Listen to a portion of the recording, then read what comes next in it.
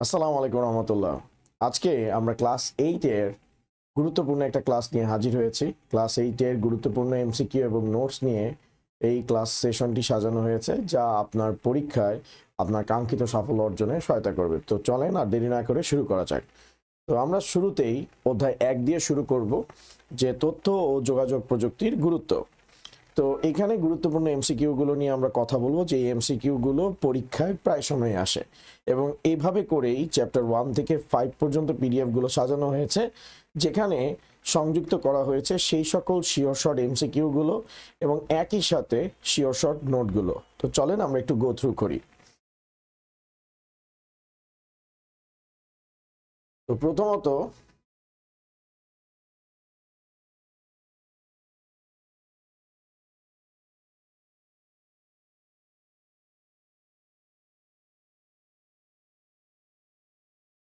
Connectivity is productivity, এটা কার সংজ্ঞা? এটা খুবই গুরুত্বপূর্ণ একটা এমসিকিউ, এটা পরীক্ষায় আসার মতো একটা কোশ্চেন।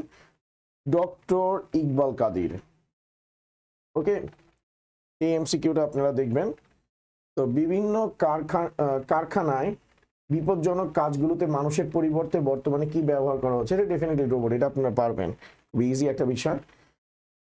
স্বয়ংক্রিয়ভাবে মনিটরিং ব্যবস্থা কর্মীদের কোন ধরনের প্রবণতা হ্রাস করে? কাজে ফাঁকি দেওয়ার প্রবণতা।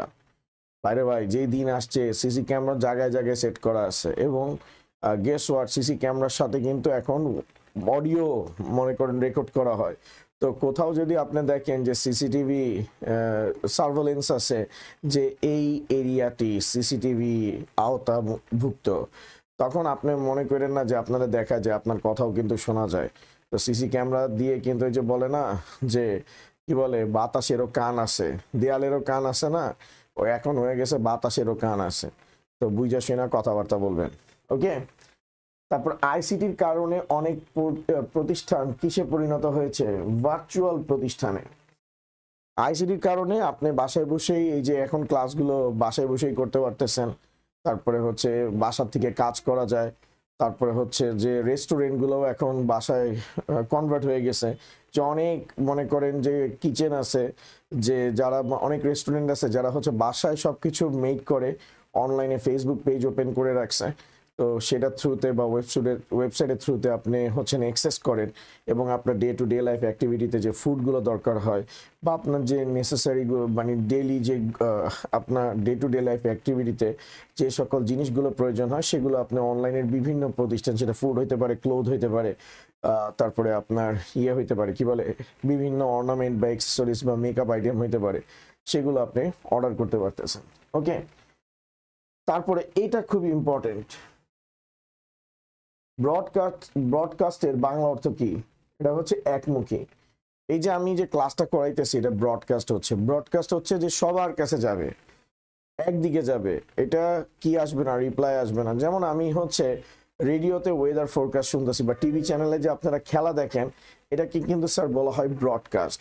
তো এখানে প্রায় সময় দেখবেন বলবে, this match is broadcast by উমুক বা তুমুক। ব্রডকাস্ট মানে হচ্ছে ডাটাটা সবার কাছে ছড়ায় যাবে। ওকে,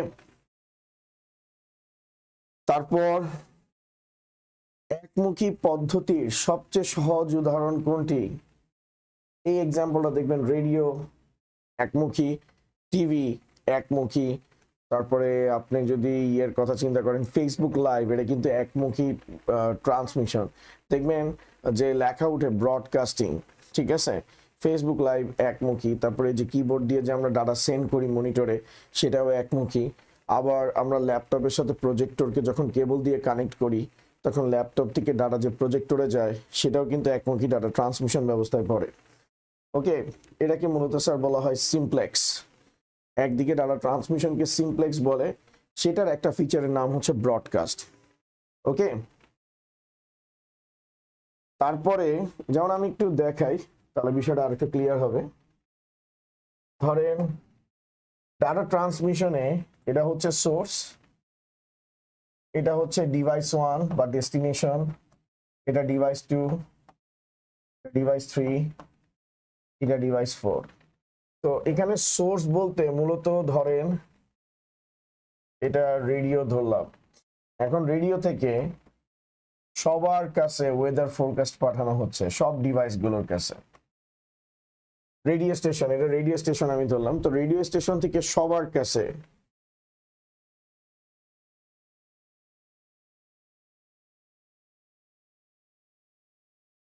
রেডিও স্টেশন থেকে সবার কাছে ডাটা ট্রান্সমিশন করা হচ্ছে, এবং অ্যারো দিয়ে আপনি বুঝতে পারতেছেন ডাটাগুলো সব একদিকে যাচ্ছে। এই যে ডাটা একমুখী যাচ্ছে, একমুখী যে ডাটা ট্রান্সমিশন হচ্ছে, এ ওয়ান ডাইরেকশনাল,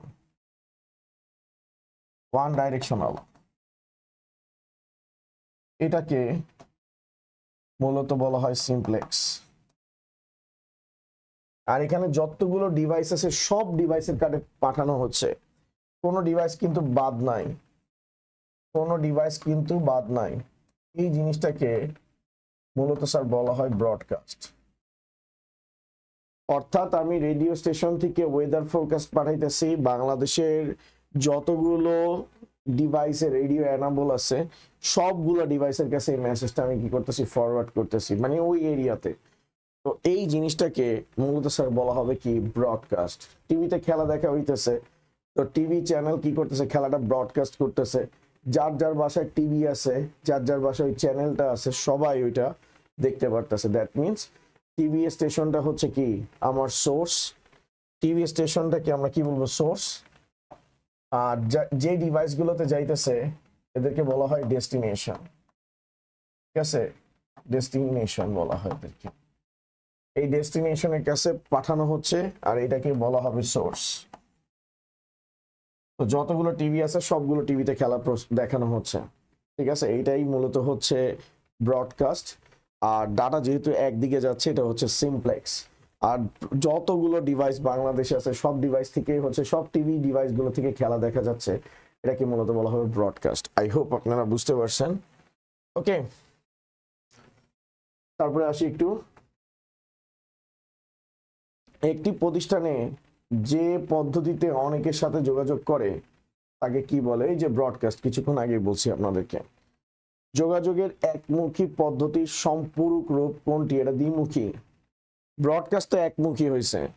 এই যে ফোন কলে আপনি কথা বলেন, গুগল মিটে কথাবার্তা বলেন, জুমে কথাবার্তা বলেন, হোয়াটসঅ্যাপে যে কথাবার্তা বলেন, ভিডিও কনফারেন্সিং করেন, মেসেঞ্জারেও সেম, যেখানে দুই দিকে কথাবার্তা বলা হয়, এটাকে দ্বিমুখী ডাটা ট্রান্সমিশন বলে, যেটার নাম হচ্ছে কি স্যার, এটা ফুল ডুপ্লেক্সও হইতে পারে, এটা হাফ ডুপ্লেক্সও হইতে পারে। এই জিনিসটা ইন্টারমিডিয়েটে উঠলে আপনি ডিটেলসে দেখবেন হাফ ডুপ্লেক্স কোনটা, ফুল ডুপ্লেক্স কোনটা, যেটাতে টাইম ইন্টারভ্যাল থাকে, অর্থাৎ এট এ টাইমে দুই দিকে ডাটা ট্রান্সমিশন করা যায় না। ডাটা দুই দিকেই হবে কিন্তু একই সময় হবে না, আগে ডাটা যাবে দেন হচ্ছে পাঠানো হবে। ঠিক আছে, তো এই ধরনের যেটাতে টাইম ইন্টারভ্যাল থাকে সেটা হচ্ছে হাফ ডুপ্লেক্স।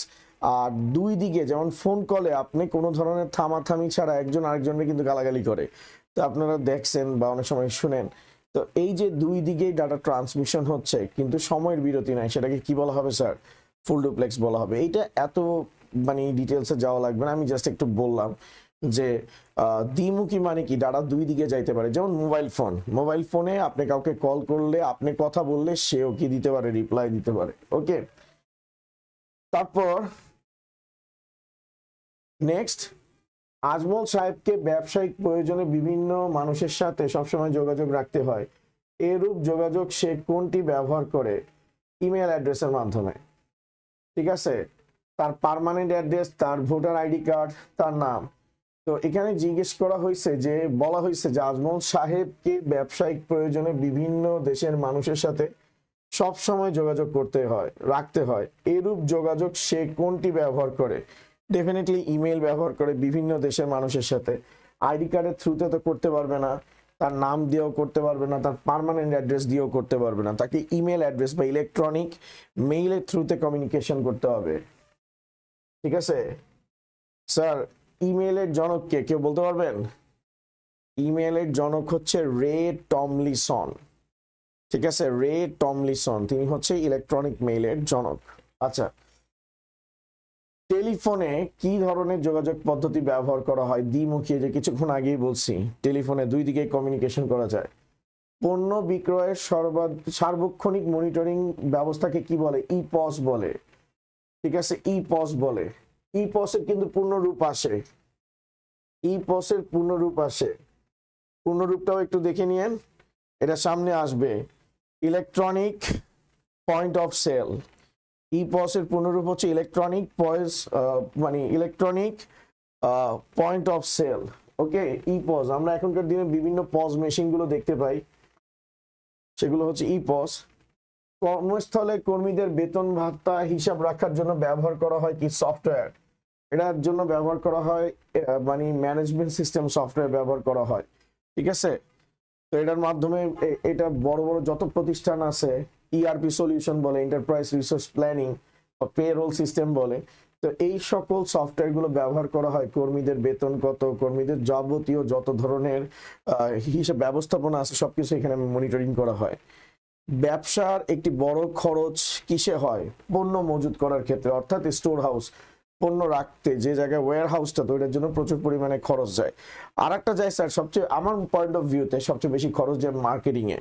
ওকে, তো কর্মী ব্যবস্থাপনায় তথ্য প্রযুক্তির প্রয়োগ উৎপাদনে কি আনয়ন করে? গতিশীলতা, এটা ইম্পর্টেন্ট। গতিশীলতা নিয়ে আসে, কারণ হচ্ছে আপনি যখন সবকিছু ম্যানেজ করতে পারবেন, সবকিছু মনিটরিং করতে পারবেন, তখন কর্মচারীরা কে কিভাবে কাজ করতেছে সেটা দেখতে পারবেন এবং তাদেরকে ফিডব্যাক দিতে পারবেন।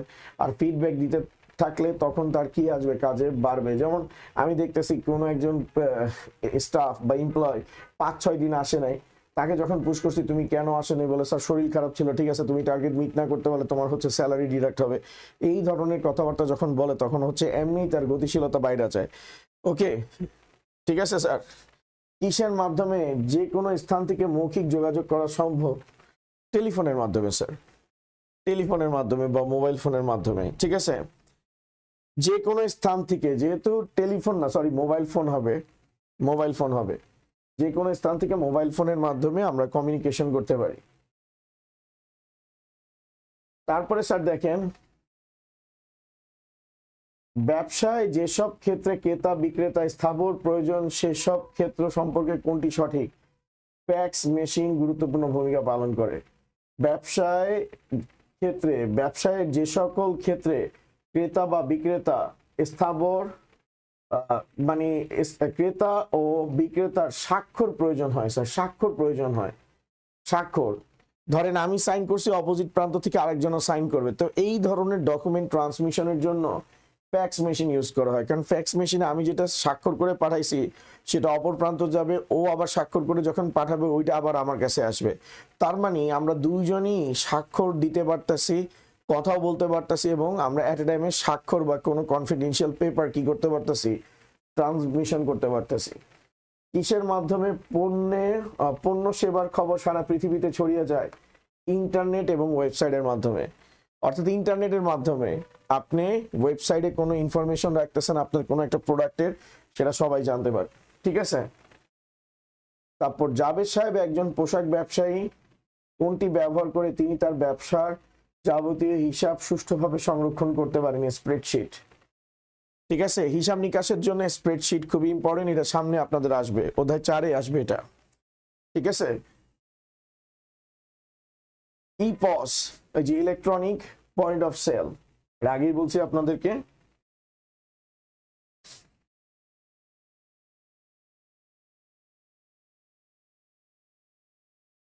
বিশ্বের বড় বড় প্রতিষ্ঠানগুলো তাদের পণ্য সেবার বিজ্ঞাপন প্রচারে নিজস্ব ওয়েবসাইট ব্যবহার করে কেন? একটাই কারণে পণ্য সেবার জন্য ওয়েবসাইট ব্যবহার করে, যাতে বিজ্ঞাপনের খরচ সর্বনিম্ন রাখা যায়।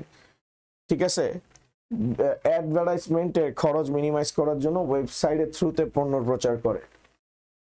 জিপিএস বা অনুরূপ ব্যবস্থার মাধ্যমে কি করা যায়? কম খরচে পণ্য সরবরাহের পরিকল্পনা করা যায়। ঠিক আছে, এখানে অনেক কিছু আছে। পণ্য বা সেবার বিজ্ঞাপন প্রচার করা যায়, বিক্রয়ের সকল তথ্য সংরক্ষণ করা যায়, পণ্যের বর্তমান বাজার সম্পর্কে জানা যায়, কম খরচে পণ্য সরবরাহের পরিকল্পনা করা যায়। এই জিপিএস এর কথা কেন বলছি? কারণ আপনি ধরেন যে কি বলে, যে কোথাও একটা মাল ডেলিভারি করবেন বা কোনো একটা প্রোডাক্ট আপনি ডেলিভারি করবেন। ঠিক আছে, মাল বলা যদিও ঠিক হয় নাই, প্রোডাক্ট ডেলিভারি করবেন। তো এই যে প্রোডাক্ট আপনি যে ডেলিভারি করবেন স্যার, এই প্রোডাক্টটা কোন ওয়েতে গেলে কোন পথে ট্রান্সপোর্ট করলে আপনার কস্ট কম হবে সেটা আপনি জিপিএস এর থ্রুতে ক্যালকুলেট করতে পারবেন, অর্থাৎ ডিস্টেন্স ক্যালকুলেট করতে পারবেন, ওইখানকার রাস্তাতে ট্রাফিক কেমন আছে সেটা আপনি ক্যালকুলেট করতে পারবেন। এটা পসিবল হচ্ছে শুধুমাত্র কার থ্রুতে, জিপিএস এর থ্রুতে আপনি জানতে পারবেন। ওকে, কিসের কারণে ব্যবসা বাণিজ্যের আমূল পরিবর্তন হয়েছে? কোনো কনফিউশন নাই, আইসিটির কারণে। পণ্য বিপণনে নতুন মাত্রা যোগ করে হয়েছে কি ব্যবহারের ফলে? এটাও আইসিটি ব্যবহারের ফলে। এটা খুবই ইম্পর্টেন্ট। জমি জমা সংক্রান্ত ই পর্চা, ঠিক আছে, ই পর্চা কি ধরনের সেবা? নাগরিক সেবা। এই ই পর্চার মাধ্যমেই আপনি হচ্ছেন আপনার জমির যত ধরনের রেকর্ড, ডকুমেন্টেশন সব কিছু কন্ট্রোল করতে পারেন, এবং এটার কারণে আপনার জমি অন্যজন মাইরা দিতে পারবে না। বর্তমানে এটা খুবই ইম্পর্টেন্ট, এটা খুবই ইম্পর্টেন্ট। বর্তমানে বাংলাদেশের কয়টি জেলায় ই সেবা কেন্দ্র থেকে জমির দলিল সংগ্রহ করা যায়? 64টা জেলায়।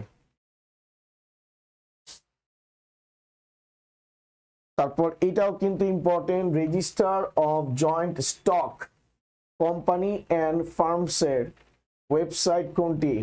এটা হচ্ছে সেই ওয়েবসাইট www.roc.gov.bd। ঠিক আছে, কোনটি রাষ্ট্রের অন্যতম গুরুত্বপূর্ণ অঙ্গ? এটাও কিন্তু ইম্পর্টেন্ট, সরকার। বর্তমানে সরকারি তথ্যাবলী কিসের মাধ্যমে সরাসরি জনগণের নিকট পৌঁছে যায়? ওয়েবসাইটের মাধ্যমে। এটাকে ই গভর্নেন্স বলে।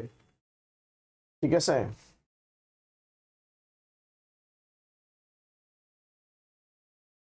তারপরে হচ্ছে এফপিজিএ, এটা ফুল ফর্ম কি? Field programmable gateway arrays. ঠিক আছে, এটা এক ধরনের সার্কিট, এগুলো ডাটা ম্যানিপুলেশন বা ডাটা স্টোর করার জন্য আমরা ব্যবহার করে থাকি। ঠিক আছে, এগুলো ডিটেলস সামনে জানবে, যখন প্রোগ্রামিং আসবে অ্যারের বিষয়গুলো আপনি বুঝতে পারবেন। তাত্ত্বিক গবেষণাতে গবেষকরা কি করে? আসলে একটি বিষয়ের তাত্ত্বিক অংশটুকু নিয়ে চিন্তা ভাবনা করে, তাদের কাজ সুষ্ঠুভাবে সম্পাদনে কম্পিউটারের সাহায্য নেন, সব ধরনের তথ্য প্রযুক্তি ব্যবহার থেকে বিরত থাকে। এটা বাদ যাবে, তার মানে হচ্ছে 1 আর 2 হবে। বিজ্ঞান ও প্রযুক্তি বিষয়ের গবেষণা হলো তাত্ত্বিক আর ব্যবহারিক। এটার অ্যান্সার হবে 3, 1 আর 3 মানে 2, এটা হচ্ছে অ্যান্সার। ওকে, এটা ইম্পর্টেন্ট কিন্তু, বাই দ্য ওয়ে এই এমসিকিউটা ইম্পর্টেন্ট, এটার পূর্ণরূপটা ইম্পর্টেন্ট। কম্পিউটারের অনুরূপ কাজ করতে পারে কি? এটা আর হচ্ছে এটা। ওকে, এই দুইটা কাজ করতে পারে। প্রোগ্রামেবল লজিক অ্যারে, এগুলো দুইটা, আর এটা তো হচ্ছে আমার ফিল্ড প্রোগ্রামেবল গেটওয়ে অ্যারে। ঠিক আছে, এটা কম্পিউটারে নিয়ে কাজ করে। ব্রডকাস্ট পদ্ধতি ব্যবহার করে যোগাযোগ করে থাকে খবরের কাগজ, টিভি চ্যানেল। ঠিক আছে, এটার অ্যান্সার হবে, তারপর ম্যাগাজিন, এই তিনটাই হবে অ্যান্সার। খবরের কাগজও ব্রডকাস্ট করে, ম্যাগাজিনও ব্রডকাস্ট করে, টিভি চ্যানেলও ব্রডকাস্ট করে। এটা ইম্পর্টেন্ট। দ্বিমুখী যোগাযোগ পদ্ধতি ব্যবহার করা হয় মোবাইলে, টেলিফোনে দ্বিমুখী। ঠিক আছে, টিভি হবে না, টিভিতে একমুখী ইউজ করে। এবার আমরা এটা সংক্ষিপ্ত প্রশ্নগুলো একটু দেখি, এগুলো আপনারা পারবেন। শিক্ষা প্রতিষ্ঠানে তথ্য প্রযুক্তির ব্যবহারের সুবিধাগুলো লিখো। তো এটা কোনো ঘটনাই না, এটা আপনাদের পারা উচিত। শিক্ষা প্রতিষ্ঠানে আমরা বিভিন্ন ধরনের তথ্য ও যোগাযোগ প্রযুক্তি ব্যবহার করি। Digital attendance, education management system, তারপর সিসিটিভি, যে আইন শৃঙ্খলা সংরক্ষণ করার জন্য। ঠিক আছে, তারপরে হচ্ছে স্মার্ট এক্সামিনেশন সিস্টেম, এই ধরনের টেকনিকগুলো আমরা সবাই ইউজ করি। তারপর হচ্ছে পারফরমেন্স ট্র্যাকার, স্টুডেন্টরা কেমন পারফরমেন্স করতেছে, টিচার ইভ্যালুয়েশন সিস্টেম, এগুলো সবকিছুই আমাদের এই শিক্ষা প্রতিষ্ঠানে আমরা ইউজ করি। আমি তো শিক্ষা প্রতিষ্ঠানের কথা বলছি। বাই দ্য ওয়ে, শিক্ষা প্রতিষ্ঠান তো সামনে লাগবেই। শিল্প প্রতিষ্ঠানে তথ্য প্রযুক্তির ব্যবহারের সুবিধাগুলো লিখো। শিল্প প্রতিষ্ঠানে, শিক্ষা প্রতিষ্ঠানে তো অলরেডি বলছি, এটা রাইখা দেন, এটা কাজে লাগবে। শিল্প প্রতিষ্ঠানেরটা একটু বলি। শিল্প প্রতিষ্ঠানে তথ্য ও যোগাযোগ প্রযুক্তি ব্যবহারের সুবিধা, যে বিপজ্জনক কাজগুলো আমরা রোবটের মাধ্যমে করতে পারি, যত ধরনের ক্যালকুলেশন আছে এগুলো স্প্রেডশিটের মাধ্যমে আমরা কন্ট্রোল করতে পারি। তারপরে হচ্ছে যে কম্পিউটার ব্যবহার করে ডেটা প্রসেসিং করতে পারি, তারপরে হচ্ছে কোনো কাজ আমরা সহজেই প্রসেস করতে পারি এবং ট্রান্সপোর্টেশনের ক্ষেত্রে জিপিএস ব্যবহার করতে পারি, এক্সেট্রা এক্সেট্রা। ঠিক আছে, তারপরে হচ্ছে যে আমরা ওয়্যার হাউস, স্বয়ংক্রিয় ওয়্যার হাউস ইউজ করতে পারি, সেখানে কতটা প্রোডাক্ট আছে সেগুলো ফাইন্ড আউট করতে পারি। যেমন আপনি দেখবেন রকমারিতে তারা ইজি ওয়েতে কি করে, বইগুলোকে যখন রাখে সেখান থেকে দেখতে পাওয়া যায় যে কয়টা বই স্টকের মধ্যে আছে। ঠিক আছে,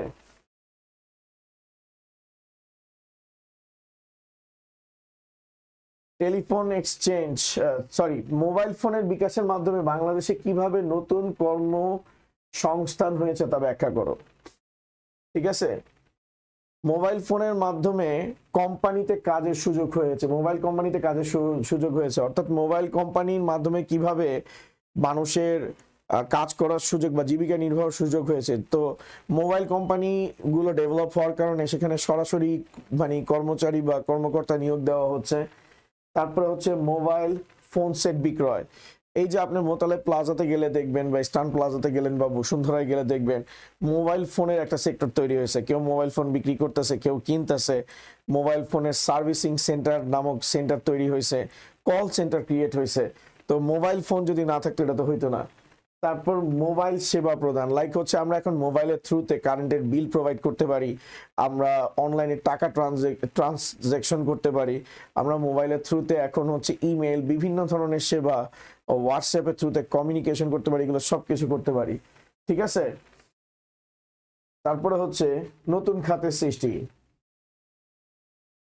তো মোবাইল সেবাতে যে হোয়াটসঅ্যাপের কথা বলছি, যে সফটওয়্যার ডেভেলপমেন্ট, মোবাইল অ্যাপ ডেভেলপমেন্টের একটা ট্রেন্ড হয়েছে, একটা নতুন সেক্টর তৈরি হয়েছে। তারপরে হচ্ছে নতুন খাতের সৃষ্টি, এই যে মোবাইলের মাধ্যমে আমাদের কিন্তু ব্যাংক খাত, মোবাইল ব্যাংকিং শুরু হতে যাচ্ছে। অলরেডি মেবি এটা প্রসিডিওর অনেক দূর আগানো ছিল, যে অনলাইন ব্যাংকিং সিস্টেম বা হচ্ছে মোবাইল ব্যাংকিং, এই জিনিসগুলো আমরা এখন কিন্তু মোবাইল ট্রান্সফার মানে মোবাইল মানি ট্রান্সফার আমরা করে আসি, MFTF।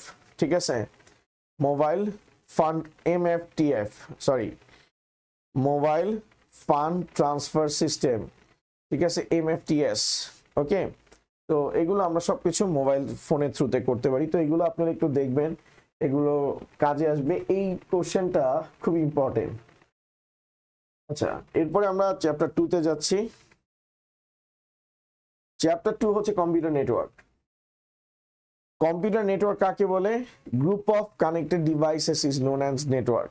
লাইক আপনার কম্পিউটারটা যখন রাউটারের সাথে কানেক্টেড হচ্ছে, রাউটার একটা ইলেকট্রনিক ডিভাইস আর কম্পিউটার কি একটা ইলেকট্রনিক ডিভাইস, এই একাধিক ইলেকট্রনিক ডিভাইস বা ডিজিটাল ডিভাইস যখন পরস্পরের সাথে কানেক্ট হয় সেটা একটা নেটওয়ার্ক ক্রিয়েট করে। ওকে, নেটওয়ার্কে যে কম্পিউটারটি অন্য কারো কাছ থেকে কোনো ধরনের সেবা নেয় তাকে কি বলে? ক্লায়েন্ট। ওকে, ধরেন একটা কম্পিউটার আছে, সেই কম্পিউটারটা অন্য আরেকজনের থেকে কি করতেছে, মানে ধরেন আপনার কম্পিউটার ফেসবুকের কম্পিউটারের সাথে কানেক্টেড এবং আপনার কম্পিউটারটা ফেসবুকের থেকে কি করতেছে, সেবা নিতেছে, তা আপনারটাকে বলা হবে ক্লায়েন্ট, আপনার কম্পিউটারটাকে বলা হবে ক্লায়েন্ট, আর ফেসবুককে বলা হবে সার্ভার। তো যেই কম্পিউটারের কাছে সম্পূর্ণ রিসোর্স থাকে ওটা হচ্ছে সার্ভার। আমি যদি একটু দেখাই, যেই কম্পিউটারের কাছে সম্পূর্ণ রিসোর্স থাকে, তো মনে করেন এটা একটা কম্পিউটার, এই কম্পিউটারের কাছে ফুল রিসোর্স আছে, ফুল রিসোর্স আছে।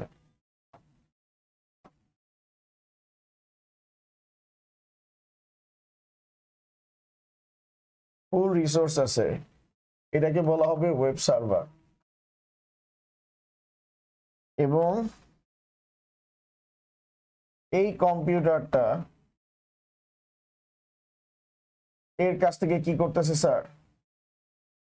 সেবা নিতেছে, সার্ভিস নিতেছে। তাহলে এই কম্পিউটারকে বলা হবে স্যার ক্লায়েন্ট। যেমন আপনি সব পারেন, আপনাকে বলা হবে সার্ভার, আপনার কাছ থেকে যে ফ্রেন্ডটা দেখা লিখতেছে সে হচ্ছে ক্লায়েন্ট। ঠিক আছে, ক্লায়েন্ট কম্পিউটার বলা হবে এটাকে। আই হোপ বুঝতে পারছেন। তো এটা ইম্পর্টেন্ট একটা MCQ। যে জিনিসটি ব্যবহার করে কম্পিউটারগুলোকে জুড়ে দেওয়া হয় তাকে কি বলা হয়? মিডিয়া। মিডিয়া ওয়্যার হইতে পারে, ওয়্যারলেস হইতে পারে। অর্থাৎ আপনি কেবলের মাধ্যমে একটা কম্পিউটারকে আরেকটা কম্পিউটারের সাথে যুক্ত করতে পারেন, কেবল ছাড়াও একটা কম্পিউটারকে আরেকটা কম্পিউটারের সাথে যুক্ত করতে পারেন। এই কেবলটা হচ্ছে মিডিয়া, ওয়্যারলেস হচ্ছে কি একটা মিডিয়া। কোনো মিডিয়া ব্যবহার না করে কিভাবে একটি কম্পিউটার নেটওয়ার্ক জুড়ে দেওয়া যায়, যে ওয়্যারলেস। এটা ইম্পর্টেন্ট স্যার, এই চ্যাপ্টারটা খুবই ইম্পর্টেন্ট, এটা মনোযোগ দিয়ে পড়তে হবে। এটা যদি মনোযোগ দিয়ে না পড়েন আপনি কিন্তু ধরা খাবেন স্যার। নেটওয়ার্কে তার মাধ্যম কোনটি? কোএক্সিয়াল। ইনফ্রারেড এটা ওয়্যারলেস, ব্লুটুথ এটা ওয়্যারলেস, রেডিও ওয়েভ এটা ওয়্যারলেস। রাব্বি তার কম্পিউটারকে নেটওয়ার্কের সাথে যুক্ত করতে চায়, এজন্য সে মিডিয়া হিসেবে কোনটি ব্যবহার করবে? কোএক্সিয়াল। কারণ network interface, router, LAN card এটা দিয়ে কম্পিউটারকে যুক্ত করতে চায়, যুক্ত করতে হইলে মিডিয়া লাগবে। কম্পিউটার দিয়ে যদি কেউ সার্ভারে রাখা একটি ছবি আঁকার সফটওয়্যার ব্যবহার করে তাকে সফটওয়্যারে কি বলে? রিসোর্স। আবার দেখেন, কম্পিউটার দিয়ে যদি কেউ সার্ভারে রাখা একটি ছবি আঁকার সফটওয়্যার ব্যবহার করে তবে সফটওয়্যারকে কি বলা হবে? রিসোর্স বলা হবে। অর্থাৎ সার্ভারের মধ্যে বিভিন্ন যে অ্যাপ্লিকেশনগুলো থাকবে যেটা দিয়ে ডাটা প্রসেসিং করবে, তো সেই ডাটা প্রসেসিং এর ওই সফটওয়্যারগুলো এক একটা রিসোর্স, যেটা থ্রুতে একজন ক্লায়েন্ট ডাটাগুলোকে কি করে স্যার? প্রসেস করে।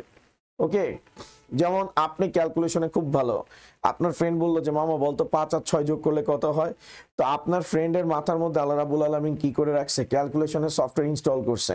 তো আপনি ডাটাটা পাঠাইতেছেন, আপনার ফ্রেন্ড সেটা প্রসেস করে আপনার কাছে পাঠাই দিতেছে। তো আপনার ফ্রেন্ডের মাথায় রাখা এই যে ক্যালকুলেশনের সফটওয়্যারটা হবে কি? রিসোর্স। ওকে, তারপর হাব কোন টপোলজিতে ব্যবহার করা হয়? এটা হচ্ছে স্টার টপোলজি। বর্তমানে আসলে কোথাও হচ্ছে হাব ইউজ করে না স্টার টপোলজিতে, এখন সবাই সুইচ ইউজ করে। স্টার আর সুইচের মধ্যে তফাৎ হচ্ছে সুইচ সবাইকে ডাটা শেয়ার করে না। ধরেন আপনি পরীক্ষায় ফেল করছেন, হাবের মধ্য দিয়ে ওই ডাটা যদি ট্রান্সমিশন করা হয়, চিল্লায় সে সবাইকে জানাই দিবে। যেমন পাশের বাসার আন্টি, সে চিল্লায় সবাইকে জানাই দেয় অমুকের ছেলের তমুক পরীক্ষায় ফেল করছে, কিন্তু নিজের ছেলেটা কিন্তু বলে না। এই যে সবাইকে জানাই দিতেছে, তিনি হচ্ছেন হাব। আর যখন নিজের ছেলেটা শুধুমাত্র নিজে জানে, অন্যকে জানায় না, ঠিক আছে, সেটাকে মূলত বলা হবে স্টার। অর্থাৎ স্টার টপোলজি হচ্ছে আপনি যেই কম্পিউটারের কাছে ডাটা পাঠাইতেছেন, আমি একটু দেখাই তাহলে বুঝতে পারবেন। আমি যদি সুইচ ইউজ করি, এখন এখানে 3টা কম্পিউটার আছে, কম্পিউটার 1, কম্পিউটার 2, কম্পিউটার 3। এখন আমি কম্পিউটার 3 থেকে কম্পিউটার 1 এর কাছে ডাটা সেন্ড করতে যাচ্ছি। কম্পিউটার 1 থেকে ডাটা সেন্ড করছি, সেটা কম্পিউটার 3 থেকে ডাটা সেন্ড করছি, সেটা শুধুমাত্র কম্পিউটার 1 এ গেছে, সেটা শুধুমাত্র কম্পিউটার 1 এ গেছে। এখন আমি যদি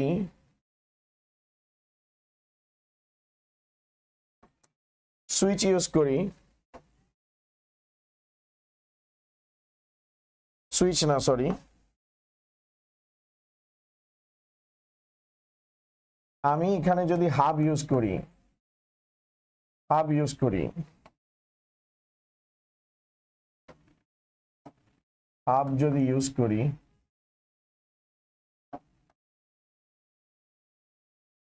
কম্পিউটার 1, কম্পিউটার 2, কম্পিউটার 3। এখন আমি যদি হাব ইউজ করি, আমি কম্পিউটার 3 কাছে একটা মেসেজ পাঠাইলাম, সেটা কম্পিউটার 3 থেকে কম্পিউটার 1 এর কাছে যাবে, কম্পিউটার 2 এর কাছেও যাবে। অর্থাৎ হাবের সাথে কানেক্টেড যত ডিভাইস আছে সব ডিভাইসের কাছে যাবে। সেটা হচ্ছে কম্পিউটার 1 এর কাছে যাবে, সেটা কম্পিউটার 3 থেকে কম্পিউটার 2 এর কাছে যাবে। কিন্তু আপনি দেখেন সুইচের ক্ষেত্রে আমি যার কাছে পাঠাইছি ডাটা শুধুমাত্র তার কাছে যাচ্ছে, অন্য কোথাও কিন্তু যাচ্ছে না। তো এইটা কিন্তু স্যার হচ্ছে কার এক্সাম্পল স্যার? এটা হচ্ছে সুইচ আর হাবের এক্সাম্পল। সবচেয়ে বেস্ট হচ্ছে কি স্যার? সবচেয়ে বেস্ট হচ্ছে সুইচ। বর্তমানে সব জায়গায় কি ইউজ করা হয়, যে আমাদের বাসা বাড়িতে ইন্টারনেট কানেকশন ইউজ করা হয়, ওই জায়গায় কিন্তু স্যার সুইচ ইউজ করে। ওকে, আই হোপ আপনারা বুঝতে পারতেছেন। আচ্ছা যাই হোক, তো সেন্ট্রালি সুইচ, আরেকটা জিনিস বলতে ভুলে গেছি, সেন্ট্রালি এই সুইচ বা হাব আপনি যাই ইউজ করেন না কেন, সেন্ট্রালি সুইচ বা হাব আপনি যাই ইউজ করেন না কেন, আপনি যাই ইউজ করেন না কেন, এটা কিন্তু কি টপোলজি? Star topology. অর্থাৎ সেন্ট্রালি সবগুলো ডিভাইস একটা মাত্র ডিভাইসের সাথে কানেক্টেড। দেখেন ডিভাইস কম্পিউটার 1, কম্পিউটার 2, কম্পিউটার 3 একটা সুইচের সাথে কানেক্টেড, সেন্ট্রালি কানেক্টেড। তেমনি ভাবে এই হাবটাও সেন্ট্রালি কি কানেক্টেড। ঠিক আছে, এটা স্টার টপোলজির একটা এক্সাম্পল। তারপর দেখেন স্টার টপোলজি কখন হয়? যখন একটি নেটওয়ার্কে হাবের সাথে যুক্ত থাকে, অর্থাৎ সেন্ট্রালি যুক্ত থাকে। ওকে, তারপর দেখেন কোন টপোলজিতে যে কোনো একটি কম্পিউটার নষ্ট হলে পুরো নেটওয়ার্ক অচল হয়ে যায়, এটা হচ্ছে রিং টপোলজি। রিং টপোলজিতে প্রত্যেকটা কম্পিউটার সিরিজে কানেক্টেড থাকে, তো কোনো কারণে যদি একটা ডিসকানেক্টেড হয় তাহলে আপনার হচ্ছে ডাটা ট্রান্সমিশন বন্ধ হয়ে যায়। তো রিং টপোলজি বর্তমানে কোথাও ইউজ করা হয় না স্যার। তারপর 10 নাম্বার, ঠিক আছে, এটাও আসতে পারে, এটা ইম্পর্টেন্ট একটা এমসিকিউ। তারপর হচ্ছে এই যে কিছুক্ষণ আগে আমি হাবের কথা বলছি, এটাও কিন্তু একটা ইম্পর্টেন্ট এমসিকিউ। ঠিক আছে, এই যে 7, 8 ইম্পর্টেন্ট এমসিকিউ।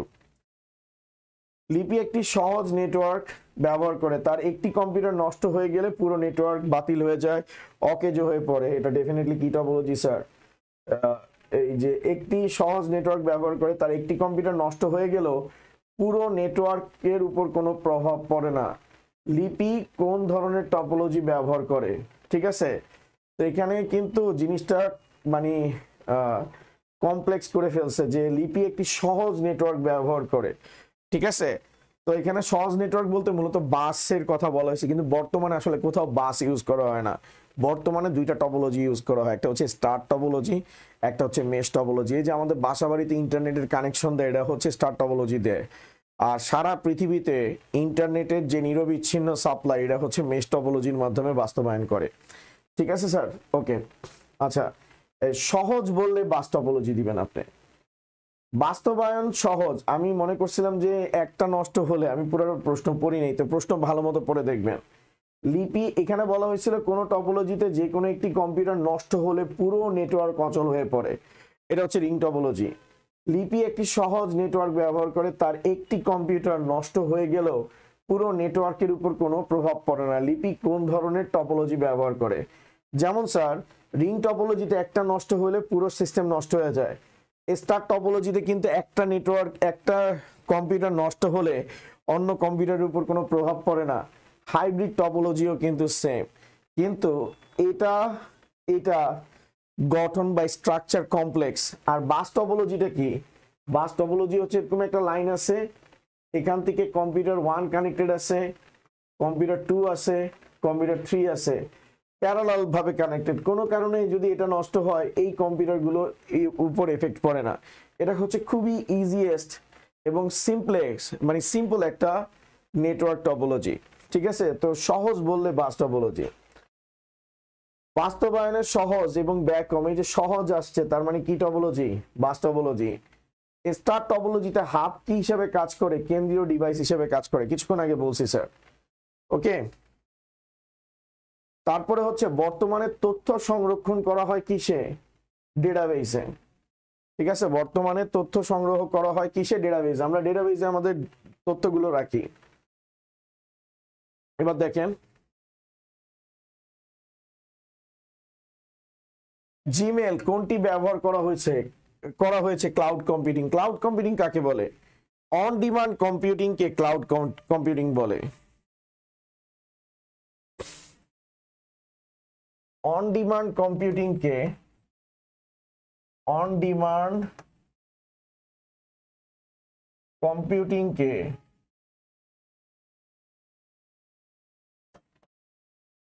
ক্লাউড কম্পিউটিং বলে।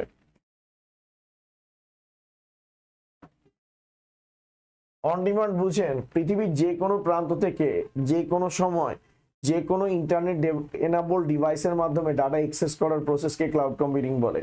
লাইক আপনি ইন্টারনেট কানেকশন যদি থাকে, আপনি গুগল ড্রাইভের মধ্যে কোনো একটা আপনার ডকুমেন্ট রাখছেন, সেটা আপনি যদি আমেরিকাতেও থাকেন তাও অ্যাক্সেস করতে পারতেছেন।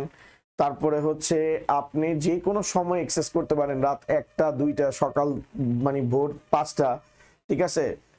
তারপরে হলো গিয়ে যে দুপুর মানে দুপুর 2টা, আপনি যে কোনো সময় অ্যাক্সেস করতে পারতেছেন। আর যে কোনো স্মার্ট ডিভাইসের মাধ্যমে পারতেছেন যেটাতে ইন্টারনেট এনাবল আছে, লাইক হচ্ছে মোবাইল ফোন, লাইক হচ্ছে ট্যাবলেট, আইপ্যাড, আপনার হচ্ছে ল্যাপটপ, কম্পিউটার, যে কোনো মাধ্যমে অ্যাক্সেস করতে পারতেছেন।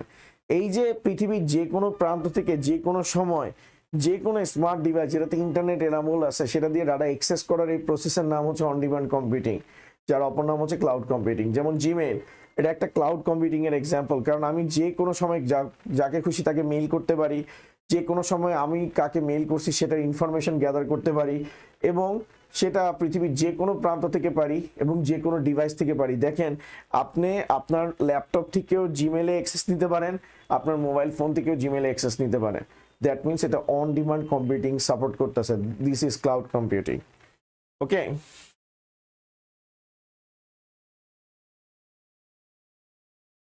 এটা ইম্পর্টেন্ট স্যার, জিমেইল। এটা ক্লাউড কম্পিউটিং ভাড়া দেওয়া সার্ভিসের নাম কি?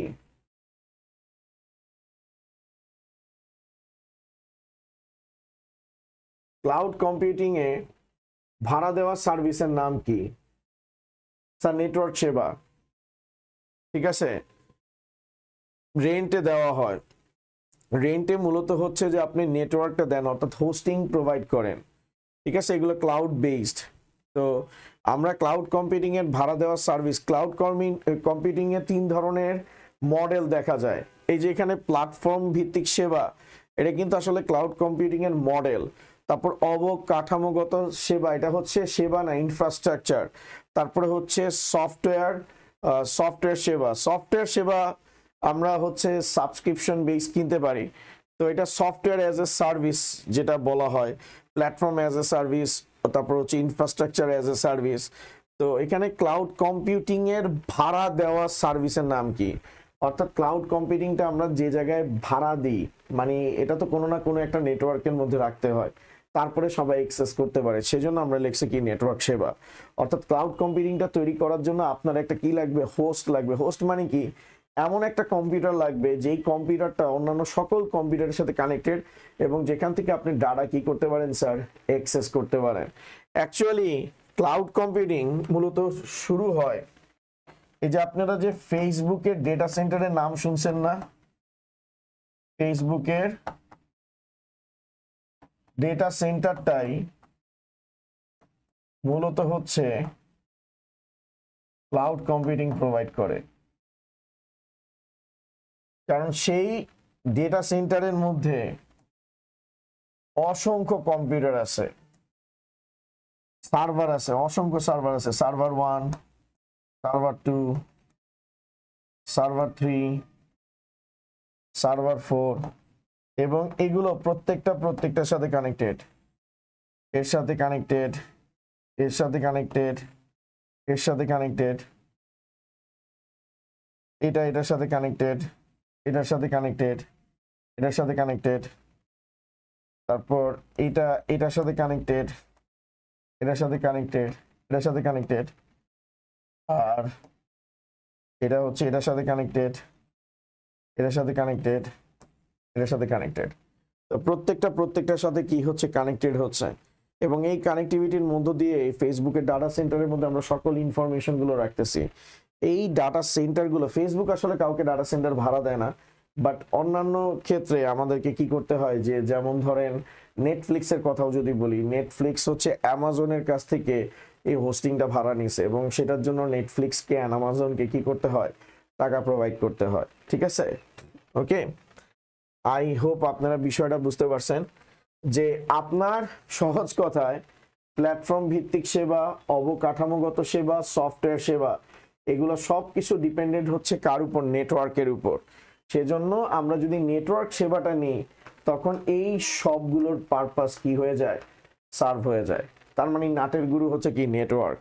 ওকে, নেটওয়ার্ক না থাকলে আপনি প্ল্যাটফর্ম ভিত্তিক সেবা, তারপরে হচ্ছে ইনফ্রাস্ট্রাকচার বা অবকাঠামোগত সেবা, তারপর হচ্ছে সফটওয়্যার সেবা, এগুলো কিছুই দিতে পারবেন না। সার্চ ইঞ্জিন সেবা কিসের অবদান? অবশ্যই ক্লাউড কম্পিউটিং এর, এটা ইম্পর্টেন্ট। নেটওয়ার্ক ব্যবহার করে, এটা ক্লাউড কম্পিউটিং, এটাও ইম্পর্টেন্ট। ক্লাউড কম্পিউটিং এর ক্ষেত্রে কোনটি সম্ভব? ব্যয় কমানো, অর্থাৎ আপনার কস্ট মিনিমাইজ হয় স্যার। তারপরে হচ্ছে কোন মেয়াদের সেবার জন্য ক্লাউড কম্পিউটিং উপযুক্ত? সাময়িক। কোন মেয়াদের সেবার জন্য ক্লাউড কম্পিউটিং উপযুক্ত? যে অল্প সময়ের জন্য ইউজ করতেছেন ওইটার জন্য ক্লাউড কম্পিউটিং উপযুক্ত। ঠিক আছে, লং ভার্সনের জন্য উপযুক্ত। যেমন নেটফ্লিক্সের কথা বলতেছি, তারা প্রত্যেক বছর তাদের হিউজ লেভেলের টাকা খরচ হওয়া থেকে বাঁচায় অ্যামাজন থেকে ক্লাউড সার্ভিস নেওয়ার মাধ্যমে। একই প্রোটোকল বিশিষ্ট কয়েকটি নেটওয়ার্কে যুক্ত করতে ব্যবহার করা হয় রাউটার। প্রোটোকল মানে কি? Set of instruction. ঠিক আছে, সেট অফ ইনস্ট্রাকশন। যেমন দেখেন, পরীক্ষা দিতে গেলে আপনার কি লাগবে? রেজিস্ট্রেশন কার্ড লাগবে, অ্যাডমিট কার্ড লাগবে। তো এই রেজিস্ট্রেশন কার্ড, অ্যাডমিট কার্ড ছাড়া আপনি পরীক্ষা দিতে পারবেন না। এই অ্যাডমিট কার্ড এবং রেজিস্ট্রেশন কার্ড নিয়ে যাওয়াটা হচ্ছে রুলস, এটাকে বলা হয় প্রোটোকল। এবং এই সেম টাইপের স্টুডেন্টগুলো পরীক্ষার কেন্দ্রে যখন যায়, পরীক্ষার কেন্দ্রে সেম টাইপের স্টুডেন্টগুলোকে কি করে? অ্যাকসেপ্ট করে, সেম টাইপের স্টুডেন্টগুলোকে বসতে দেয়। তার মানে পরীক্ষার কেন্দ্রটা হচ্ছে কি রাউটার হিসেবে কাজ করতেছে, যে সকল একই ধরনের প্রোটোকল বিশিষ্ট নেটওয়ার্কগুলোকে কি করতেছে স্যার? যুক্ত করতেছে। ঠিক আছে, তো এখানে আমরা রাউটার ইউজ করব। রাউটার হচ্ছে একই ধরনের ডিভাইসগুলোকে, মনে করেন একই ধরনের প্রোটোকল বিশিষ্ট ডিভাইসগুলোকে কানেক্ট করে। যেমন আপনি কম্পিউটারের কথা যদি চিন্তা করেন, কম্পিউটার ইন্টারনেটের অ্যাক্সেস নেয়, মোবাইল ফোনও ইন্টারনেটের অ্যাক্সেস নেয়। এগুলো সবগুলোই হচ্ছে কি করে? যে ডাটা ট্রান্সমিশন করতে পারে। একই ধরনের ডিভাইস বলতে গেলে সর্ট অফ ডাটা প্রসেসিংও করতে পারে, ডাটা শেয়ার করতে পারে। তো একই ধরনের ডিভাইস দেখে আমরা কি করব? রাউটার ইউজ করব। ওকে, রাউটার কোন শর্তের ভিত্তিতে একাধিক কম্পিউটারকে যুক্ত করে? যে কিছুক্ষণ আগে বলছি। যেমন স্যার, প্রত্যেকটা ডিভাইসের ডাটা ট্রান্সমিশন করার জন্য সবচেয়ে ইম্পর্টেন্ট জিনিস হচ্ছে ইন্টারনেট কানেক্টিভিটি আছে কিনা সেটা যাচাই করা। তো এখানে প্রত্যেকটা ডিভাইসের, যেমন কম্পিউটার, তারপর মোবাইল ফোন, ডাটা শেয়ার করতে হলে ইন্টারনেট লাগবে। তো ইন্টারনেট আছে কিনা সেটাও কিন্তু একটা কি রেস্ট্রিকশন। তো সবারই কিন্তু একটাই বিশেষ কি শর্ত, যে ইন্টারনেট আছে কিনা, ডাটা ট্রান্সমিশন করতে হলে ইন্টারনেট আছে কিনা, তাদের নেটওয়ার্কে যুক্ত হওয়ার ক্যাপাবিলিটি আছে কিনা। এটা যদি থাকে তাহলে হচ্ছে আপনি কি বলবেন? রাউটার ইউজ করবেন। ওকে, এটা সেম প্রোটোকল। যেমন নকিয়া 1100-কে আপনি রাউটারের সাথে কানেক্ট করতে পারবেন না, কারণ নকিয়া 1100-তে ইন্টারনেটে, ওইটাতে ইন্টারনেটের থ্রুতে ডাটা ট্রান্সমিশন করার সুযোগ নাই। ওইটাতে হোয়াটসঅ্যাপও আমি চালাইতে পারবো না, ফেসবুকও চালাইতে পারবো না। তো ওইটা ভিন্ন ওয়েতে ডাটা ট্রান্সমিশন করে। তো ভিন্ন ওয়েতে ডাটা ট্রান্সমিশন করলে ওইটার প্রোটোকলও আলাদা। আমি সেই সমস্ত ডিভাইসকে রাউটারের সাথে যুক্ত করতে পারবো যেগুলো ইন্টারনেটে যুক্ত হইতে পারে। ঠিক আছে, তো ইন্টারনেটে যুক্ত হইতে পারে, এটাও একটা রুলস। তো এটাকে প্রোটোকল বলা হয়। এই প্রোটোকলটা যে যে ডিভাইসের আছে সেই ডিভাইসগুলো রাউটারের সাথে কানেক্টেড হবে। যেমন ল্যাপটপ ইন্টারনেটে যুক্ত হওয়ার কি আছে? তার সুযোগ আছে। ডেস্কটপ ইন্টারনেটে যুক্ত হওয়ার সুযোগ আছে। আইপ্যাড ইন্টারনেটে যুক্ত হওয়ার সুযোগ আছে। ওকে, তো যেটার ইন্টারনেটে যুক্ত হওয়ার সুযোগ নাই সেটা কিন্তু কখনোই স্যার কি কাউন্ট হবে না, মানে সেম প্রোটোকলের কাউন্ট হবে না। হাবের পরিবর্তে কোনটা ব্যবহার করা হয়? এই যে সুইচ দেখছেন, কিছুক্ষণ আগে বলছিলাম আমি।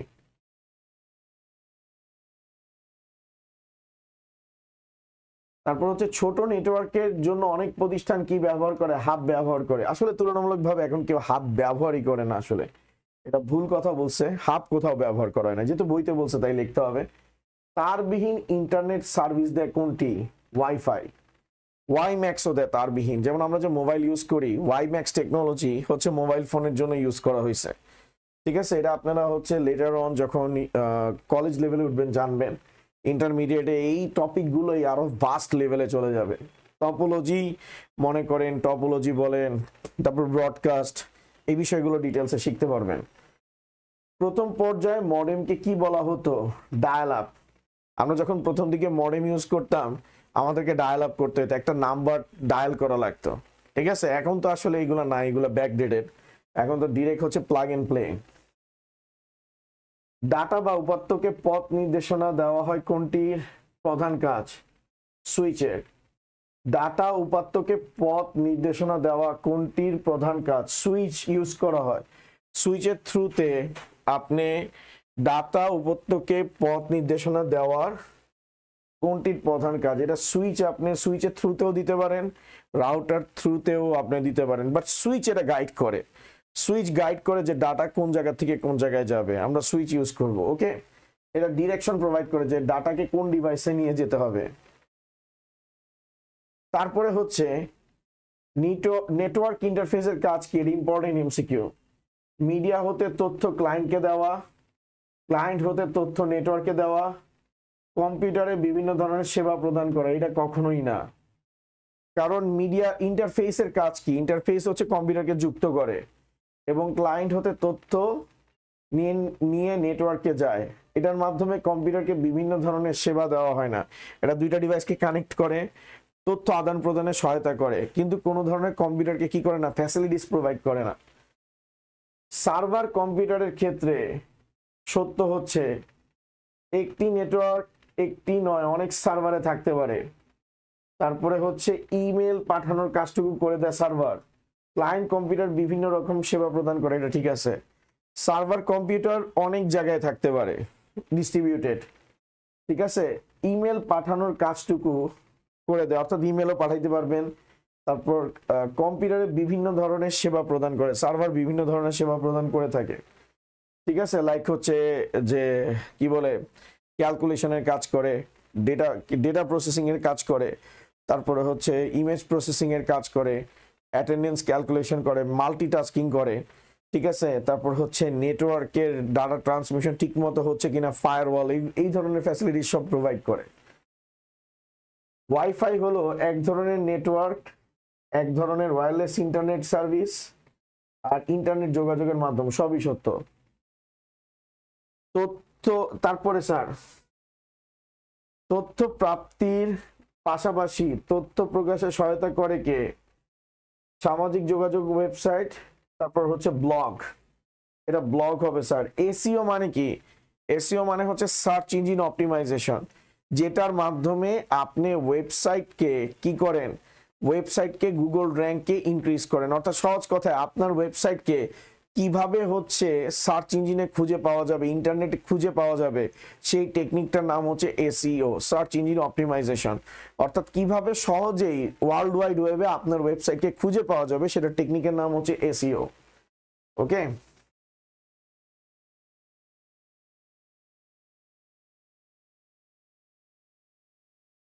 তারবিহীন ইন্টারনেট সংযোগ সম্ভব, এটা হচ্ছে ওয়াইফাই, ওয়াইম্যাক্স ব্যবহার করে। দেখছেন, ওয়াইফাই এবং ওয়াইম্যাক্স ব্যবহার করে। আমি বলছি ওয়ার মাধ্যম কোনগুলো? ফাইবার অপটিক্স, এটা হচ্ছে টুইস্টেড পেয়ার হবে স্যার। টুইস্টেড পেয়ার কেবল হবে 1 আর 2। এই চ্যাপ্টারটা কিন্তু স্যার সবচেয়ে টাফ চ্যাপ্টার। এখান থেকে যে এমসিকিউ গুলো বলতেছে এগুলো মনোযোগ দিয়ে পড়বেন, এখান থেকে কোশ্চেন আসবে এবং এই চ্যাপ্টারই যথেষ্ট আপনার পরীক্ষায় 12টা বাজানোর জন্য।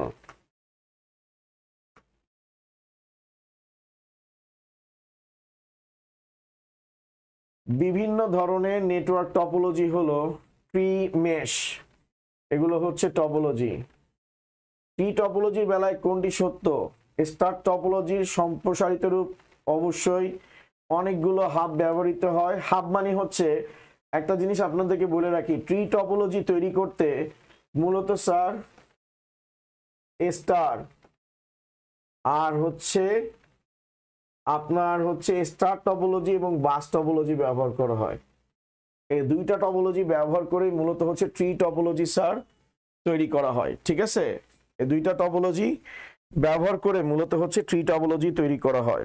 ওকে, ক্লাউড কম্পিউটিং এর উদাহরণ হলো, তো স্টার টপোলজির সম্প্রসারিত রূপ, অবশ্যই। অনেকগুলো হাব ব্যবহৃত হয়, এটাও সত্য। অল্প সংখ্যক কম্পিউটারে ব্যবহৃত হয়, এটা সত্য, এটা না, এটা লার্জ স্কেলের কম্পিউটারে ব্যবহার করা হয়। তারপর ক্লাউড কম্পিউটিং এর উদাহরণ হলো হটমেল, জিমেল, ইয়াহু, সবগুলোই। ওকে, এটা কিন্তু ইম্পর্টেন্ট এমসিকিউ স্যার। এই চ্যাপ্টারে মোটামুটি যা দেখছেন সেগুলো আসার মতো। এই চ্যাপ্টার হচ্ছে ডিজাস্টার, আপনার বাস দেওয়ার জন্য এই চ্যাপ্টার যথেষ্ট।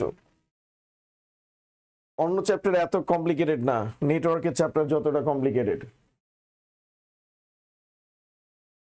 এটা একটা প্যাসেজ দেওয়া, মিরন বাস টপোলজি ব্যবহার করে তার কম্পিউটারগুলোকে নেটওয়ার্কভুক্ত করেছে। এখন সে নেটওয়ার্কের অন্য কম্পিউটারের সাথে তথ্য আদান প্রদান করতে পারে। মিরন তার কম্পিউটারকে কিসের সাহায্যে যুক্ত করেছে? একটি মূল লাইনের সাহায্যে। কারণ আমি বলছিলাম বাস টপোলজিতে একটা মেইন লাইন থাকবে, সেটার সাথে একাধিক কম্পিউটার যুক্ত থাকবে স্যার। ওকে, মিরন যদি কোনো কম্পিউটারের সাথে যোগাযোগ করতে চায় তাহলে সে তথ্য যাবে নির্দিষ্ট কম্পিউটারের কাছে, ঠিক আছে। তারপর হচ্ছে কেন্দ্রীয় হাবের কাছে, সরি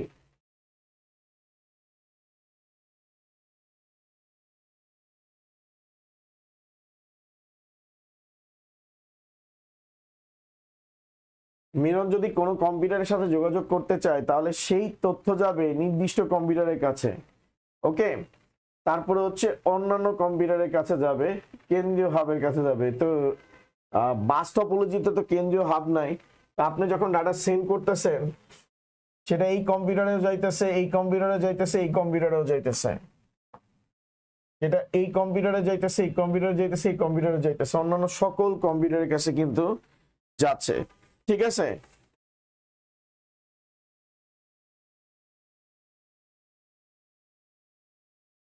তো এই ছিল আমাদের এটা প্যাসেজটা। তারপরে বলছে শশী তার কম্পিউটারকে কয়েকজন বন্ধুর সাথে যুক্ত করলো। তার বন্ধুরা তাদের ঘরে বসে তাদের কম্পিউটারে অনুপস্থিত অনেক তথ্যই শশী কম্পিউটার থেকে ব্যবহার করলো। তাদের কম্পিউটার যুক্ত করতে কিছু তার প্রয়োজন হয়েছিল। কম্পিউটার এভাবে যুক্ত করার পদ্ধতিকে কি বলা হয়? নেটওয়ার্কিং বলে। অর্থাৎ একটা কম্পিউটারের সাথে আরেকটা কম্পিউটারকে আমরা যখন যুক্ত করব সেটা আসলে একটা কি ক্রিয়েট করবে? নেটওয়ার্ক ক্রিয়েট করবে। শশীর কম্পিউটার কি হিসেবে কাজ করতেছে? এই যে বলছে যে তাদের কম্পিউটার যুক্ত করতে কিছু তার প্রয়োজন হয়েছিল। আচ্ছা, যে এখানে বলা হয়েছে তার বন্ধুরা তাদের ঘরে বসে তাদের কম্পিউটারে অনুপস্থিত অনেক তথ্যই শশীর কম্পিউটার থেকে নিছে। তার মানে রিসোর্স বা সোর্স, ডাটা সোর্স কার কম্পিউটারে ছিল? শশীর। তো শশীর কম্পিউটারটা কি হিসেবে কাজ করতেছে? সার্ভার হিসেবে কাজ করতেছে। যেমন ফেসবুকের কোনো ইনফরমেশন কিন্তু আমাদের কম্পিউটারে থাকে না, আমরা হচ্ছে ক্লায়েন্ট। আমরা যখন ফেসবুকে কানেক্ট করি তখন ফেসবুক থেকে ডাটা কি করা হয়? ফেসবুক থেকে ডাটা নিয়ে আসা হয়, ঠিক আছে। ফেসবুক থেকে ডাটা কালেক্ট করে নিয়ে আসা হয়, তার মানে সকল রিসোর্স ফেসবুকের কাছে থাকে। তো ফেসবুক হচ্ছে কি? আমাদের সার্ভার। ওকে, কম্পিউটার নেটওয়ার্ক টপোলজি কি? স্টার টপোলজির সুবিধা অসুবিধা লেখো, এটা মোস্ট ইম্পর্টেন্ট ছোট প্রশ্ন, ঠিক আছে। স্টার টপোলজির সুবিধা, ডাটা চলাচলের গতি বেশি, নতুন একটি কম্পিউটার সংযোগ দেওয়ার প্রয়োজন হলে শুধু সংযোগ দিলেই চলে। অর্থাৎ আপনি খুব সহজেই এই টপোলজির মাধ্যমে নতুন নতুন ডিভাইস কানেক্ট করতে পারবেন। তারপর কেন্দ্রীয়ভাবে নিয়ন্ত্রণ করা যায়, অর্থাৎ কোনো ত্রুটি হলে, যেমন আমি যখন ঢাকা কলেজের পুরো সিস্টেমটা দুইটা টপোলজি দিয়ে তৈরি করা, একটা হচ্ছে স্টার, একটা হচ্ছে মেশ টপোলজি। তো সেন্ট্রালি প্রত্যেকটা ডিভাইস, এক্সেস কন্ট্রোল বলেন, বায়োমেট্রিক মেশিন বলেন, সিসিটিভি বলেন, তো সেগুলো সবগুলো একটা হচ্ছে সুইচের সাথে কানেক্টেড। তো সুইচে কোনো একটা এলইডি বন্ধ হলে, সুইচগুলোতে আসলে এলইডি থাকে, এখন আসলে সময় কম, সময় যদি থাকতো আমি প্র্যাকটিক্যালি দেখাইতাম আপনাদেরকে। ওইখানে স্যার প্রত্যেকটাই কানেক্টেড, কেন্দ্রীয় সুইচের সাথে কানেক্টেড। তো কোনো কারণে যদি বন্ধ হয়ে যায় তখন এলইডি বাতিটা লাল হয়ে যায়। তো এলইডি বাতিটা লাল হলে আমি ইজিভাবে বুঝতে পারি যে এই কানেকশনটাতে কোনো ইস্যু হয়েছে। তো স্টার টপোলজিতে ম্যানেজ করাও খুবই ইজি, ঠিক আছে। ডাটার প্রাইভেসি এনশিওর করাও সহজ, কারণ আমি যে ডিভাইসটাতে ডাটা সেন্ড করতে যাচ্ছি এক্স্যাক্টলি ওই ডিভাইসে ডাটা পাঠানো যায়। Okay sir. আর এটার সবচেয়ে বড় প্রবলেম হচ্ছে যদি কোনো কারণে সুইচ নষ্ট হয়ে যায় ডাটা ট্রান্সমিশন বন্ধ হয়ে যাবে স্যার। বাস টপোলজি ব্যবহারের 5টি অসুবিধা উল্লেখ করো। ডেটা আদান প্রদানের গতি খুবই কম। তারপরে হচ্ছে শুধুমাত্র নির্ধারিত কম্পিউটারে তথ্য পাঠানো যায় না।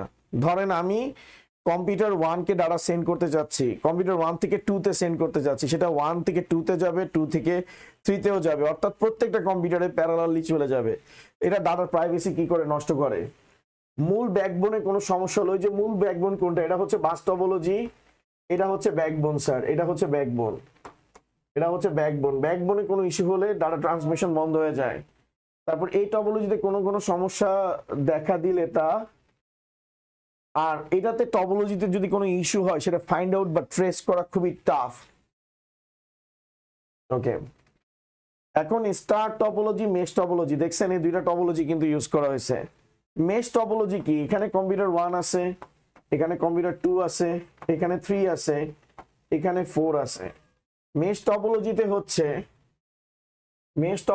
হচ্ছে কম্পিউটার 1 কম্পিউটার 2 এর সাথে কানেক্টেড, 3 এর সাথে কানেক্টেড, 4 এর সাথে কানেক্টেড।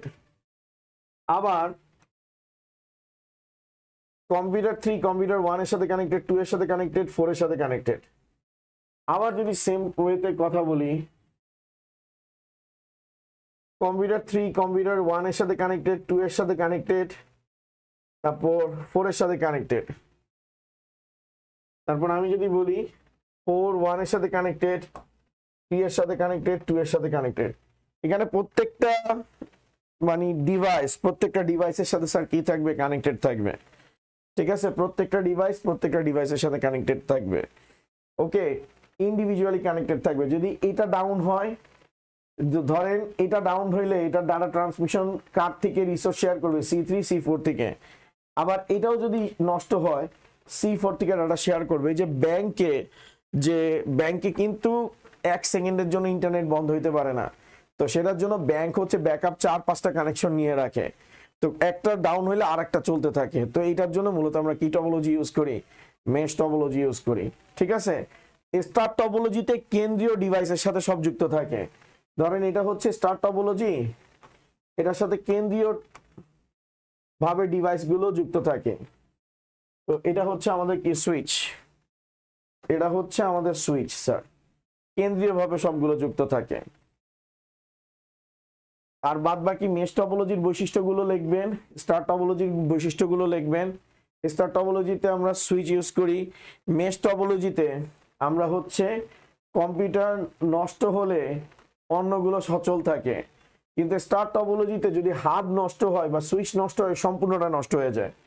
এগুলো পারবেন স্যার। ক্লাউড কম্পিউটিং এর কথা বলছিলাম, এর প্রভাবে কি ধরনের পরিবর্তন সূচিত হয়েছে। কম্পিউটার অপারেটিং এবং নেটওয়ার্কের খরচ কমে গেছে। অর্থাৎ আপনি ফেসবুক যখন চালান, ফেসবুকের জন্য আপনার কম্পিউটারে কিন্তু নতুনভাবে কোনো সফটওয়্যার ইনস্টলেশন করতে হয় না, আপনি জাস্ট ফেসবুকে কানেক্ট ফ্রিলি চালাতে পারেন। তারপরে এটাতে হচ্ছে খরচ কমায় দিছে, আমাদের খরচ অনেক অংশে কমে গেছে। ঠিক আছে, আমরা হচ্ছে ফেসবুকে প্রতিনিয়ত লাইভ নিতেছি, আমাদের ছবি রাখতেছি, ফেসবুক কিন্তু একটা টাকাও আমার কাছ থেকে নিতেছে না, ওইটা আদার কেস, ফেসবুক অন্য ওয়েতে বিজনেস করতেছে। তারপর ব্যবহারকারী খুব সহজেই তথ্যাধিকার লাভ করতে পারতেছে। তো আমি যে ডাটাগুলো রাখতেছি আমি এগুলো সহজে অ্যাক্সেস করতে পারতেছি। প্রয়োজনীয় সফটওয়্যার, আমার সফটওয়্যারের জন্য আলাদা কোনো খরচ দিতে হইতেছে না, এটা আগের থেকেই থাকে। তারপর যে কোনো তথ্য সহজে আমরা কি করতে পারি, অ্যাক্সেস করতে পারি, এবং তথ্যের নিরাপত্তা হচ্ছে ইনশিওর হয়। বাট আমি যদি পাসওয়ার্ড কারোর সাথে শেয়ার করি তাহলে এটার জন্য দায়ী আমিই থাকবো। তো এটার মধ্য দিয়ে আমাদের অধ্যায় 2 শেষ হয়ে গেল। এবার চলেন অধ্যায় 3-এ যাই।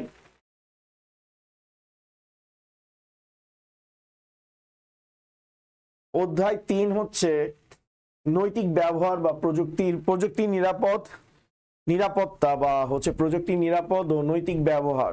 আমরা টেকনোলজিকে কিভাবে সেফ ওয়েতে এথিক্সের সাথে ইউজ করতে পারি সেটা হচ্ছে কথা। তো এখানে দেখেন মেইনলি ভাইরাস নিয়ে কথাবার্তা বলা হয়েছে। প্রথম কোন ভাইরাস কি আসলে একটা কম্পিউটার ক্রিয়েটেড প্রোগ্রাম, যেটা মানুষের উপকারে না ক্ষতির জন্য ব্যবহার করা হয়।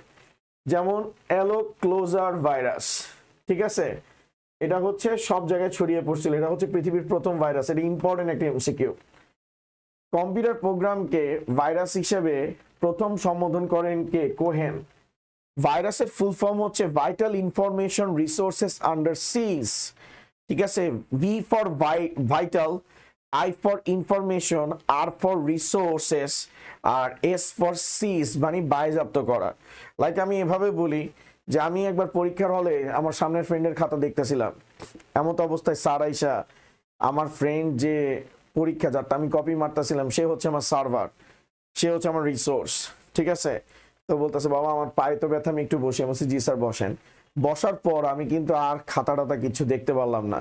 তার মানে কি হইতেছে, ভাইটাল ইনফরমেশন হচ্ছে, রিসোর্স হচ্ছে আমার ফ্রেন্ড। স্যার বসার পর ওই জায়গাটা দখল করে ফেলাইছে। দখল মানে হচ্ছে সিজ বা বাজেয়াপ্ত। তো এইটার কারণে আমি আর কোনো কমিউনিকেশন করতে পারি না। This is call virus. আর কেউ আমাকে জিজ্ঞেস করেন না ভাইরাসকে, আপনারা বুদ্ধিমান বা বুদ্ধিমতী আপনারা বুঝে নেবেন। তো এখন দেখেন ব্রেইন ভাইরাস, এটা এমসিকিউ, এটাও গুরুত্বপূর্ণ এমসিকিউ। এগুলো আসবে এখান থেকে, একটা এমসিকিউ কমন পাবেন যেগুলো আমি বলতেছি। ব্রেইন ভাইরাস সফটওয়্যার কত সালে প্রতিষ্ঠিত হয়? 1986 সালে। এইগুলো হচ্ছে টিচারদের ফেভারিট কোশ্চেন, সাল যুক্ত করে দেওয়া। তারপর কোন প্রোগ্রাম নিজের কপি তৈরি করতে পারে? Virus, computer virus. ওকে, 70 দশকে অরপানেটে কোন ভাইরাস ছড়িয়ে পড়েছিল? Creeper virus. সিআইএস ভাইরাস কম্পিউটারে কোন ক্ষতির জন্য দায়ী? হার্ড ডিস্ক ফরম্যাট করে দেয়। এই সিআইএস ভাইরাসটা যখন কম্পিউটারে ইনস্টল হয় আপনার কম্পিউটারে গুরুত্বপূর্ণ ডাটা সব কিন্তু ময়ে ময়ে করে দেয়, একদম নাই করে দেয়। কোন ম্যালওয়্যারটি পুনরুদ্ধার মানে কি বলে, কোন ম্যালওয়্যারটি পুনঃউৎপাদন অক্ষম মানে নিজের থেকে নিজে তৈরি হইতে পারে না? এটা হচ্ছে স্যার অ্যাডওয়্যার। 70 দশকে, এটা একটু দেখেন, ম্যালওয়্যারটি মানে নতুন ভাবে নিজের থেকে জেনারেট হইতে পারে না, ওই যে নিজের থেকে নিজে তৈরি হইতে পারে ভাইরাস। আর ম্যালওয়্যারটা হচ্ছে নিজের থেকে নিজে কি হইতে পারে না, তৈরি হইতে পারে না। তো এটাকে বলা হবে অ্যাডওয়্যার। 70 দশকে চিহ্নিত হওয়া ভাইরাস কোনটি? ক্রিপার। এটাও ইম্পর্টেন্ট যে ক্রিপার কত শতকে চিহ্নিত হওয়া ভাইরাস। তারপরে হচ্ছে সকল ভাইরাস প্রোগ্রাম কোন বিষয়টি সুনির্দিষ্ট থাকে? প্যাটার্ন। এটা ইম্পর্টেন্ট। মেইনলি এখানে আসলে এমসিকিউ গুলো মোস্ট ওয়ান্টেড এমসিকিউ রাখা হয়েছে এখানে। তারপরে হচ্ছে কোন কম্পিউটার বিজ্ঞানী সর্বপ্রথম ভাইরাস নিয়ে আলোকপাত করেন? John von Neumann. ঠিক আছে, তিনি হচ্ছেন ভাইরাস নিয়ে কাজ মানে কথা বলেন। কোন ভাইরাস স্থায়ীভাবে মেমোরিতে বসবাস করে না? নিবাসী ভাইরাস। ওকে, এগুলো নিয়ে বিস্তারিত বলার, সামনে দিনগুলোতে আরো বিস্তারিত জানবেন আপনারা। ব্যবহারকারীর অজান্তে তার সিস্টেমের ক্ষতি করে কোনটা ভাইরাস? নিচের কোনটি পাসওয়ার্ড ম্যানেজার? Last pass. এটা কিন্তু ইম্পর্টেন্ট। নিচের কোনটি সুরক্ষিত পাসওয়ার্ড? স্যার পাসওয়ার্ডের ক্ষেত্রে আপনি লোয়ার কেস, যেমন এটা হচ্ছে লোয়ার কেস আর এটা আপার কেস, তারপরে নিউমেরিক, তারপরে হচ্ছে স্পেশাল ক্যারেক্টার, একটা $সাইন ইউজ করবেন বা @ ইউজ করবেন, তাহলে পাসওয়ার্ড সুরক্ষিত হবে। এই পাসওয়ার্ডও সুরক্ষিত না।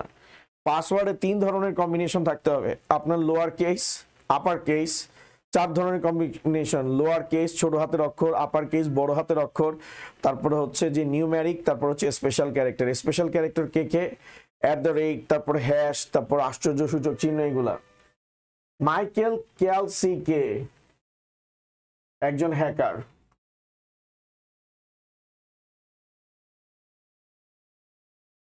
একজন হ্যাকার, মোহাম্মদপুরবাসী। কোন মাধ্যমে লগ ইন করে একে অন্যের সাথে চ্যাট করা যায়? ফেসবুক। এটা জীবনেও আসবে না। মাইকেল ক্যালসি আসতে পারে, হ্যাকার। আমাদের দৈনন্দিন জীবনে প্রতিটি ক্ষেত্রে নিরাপত্তার ভূমিকা পালন করে কে? আইসিটি।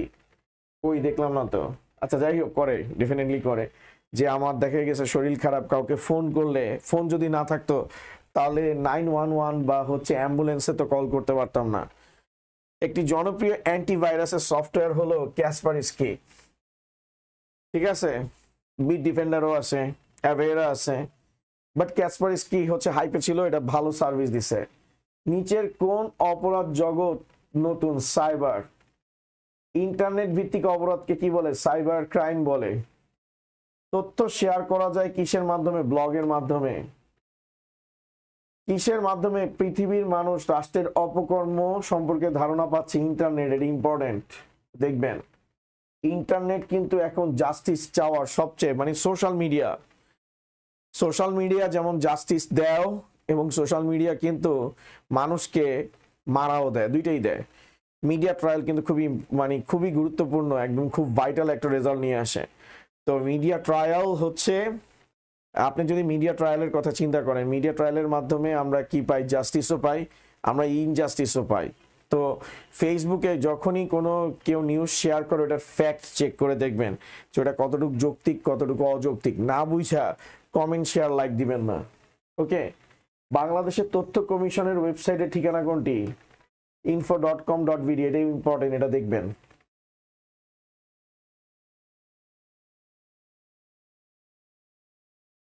পাসওয়ার্ড দেওয়ার সময় খেয়াল রাখতে হবে দীর্ঘ হয়, তারপর অন্য কেউ যাতে অনুমান না করতে পারে। ম্যালওয়্যারের অন্তর্ভুক্ত কে কে? ওয়ার্ম আর হচ্ছে কি এই যে কিলগার। মজিলা ফায়ারফক্স তো হচ্ছে একটা ওয়েব ব্রাউজার। তারপর অ্যাপ্লিকেশন সফটওয়্যার হলো মাইক্রোসফট অফিস, ওরাকল, গুগল, সবগুলোই। সিস্টেম সফটওয়্যার বলতে মূলত অপারেটিং সিস্টেমকে বোঝায়। এটা উইন্ডোজ আর হচ্ছে লিনাক্স 2 আর 3। ওয়ার্ম ছড়িয়ে পড়তে পারে কার মাধ্যমে? নেটওয়ার্কের মাধ্যমে, পেন ড্রাইভের মাধ্যমে ছড়াইতে পারে।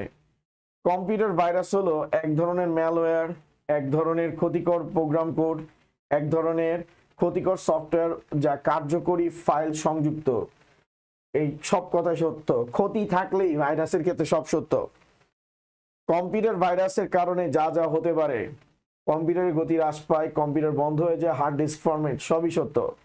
কম্পিউটার ভাইরাস হলো রিপার, নিন্ডা, তারপরে হচ্ছে অ্যানাকুনিকোভা, সত্য।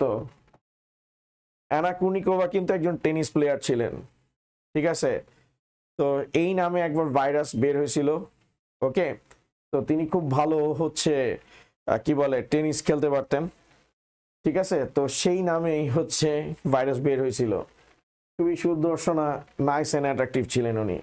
তো ওইটার ছবিটা দিয়েই মানুষকে পাঠানো হইতো, মানুষ ক্লিক করার পরই ভাইরাস অ্যাক্টিভেট হয়ে যায়। ভাইরাসে যতক্ষণ আপনি ক্লিক না করবেন ততক্ষণ অ্যাক্টিভেট হবে না, বাট ওয়ার্ম হচ্ছে তার বিপরীত। ওইটা কোনো সিস্টেমে যাওয়ার পর নিজের থেকেই তার গতি, রাস্তা, পথ সব বাইর করে নেয়। বাট ভাইরাস কখনো সেটা করতে পারে না। ভাইরাস যতক্ষণ পর্যন্ত কেউ ক্লিক না করবে, যেমন অ্যানাকুনিকোভার যে ইয়েটা কি বলে যে ছবিটা ছিল, সেই ছবিটাতে ক্লিক করার সাথে সাথেই ওটা এক্সিকিউট করতো।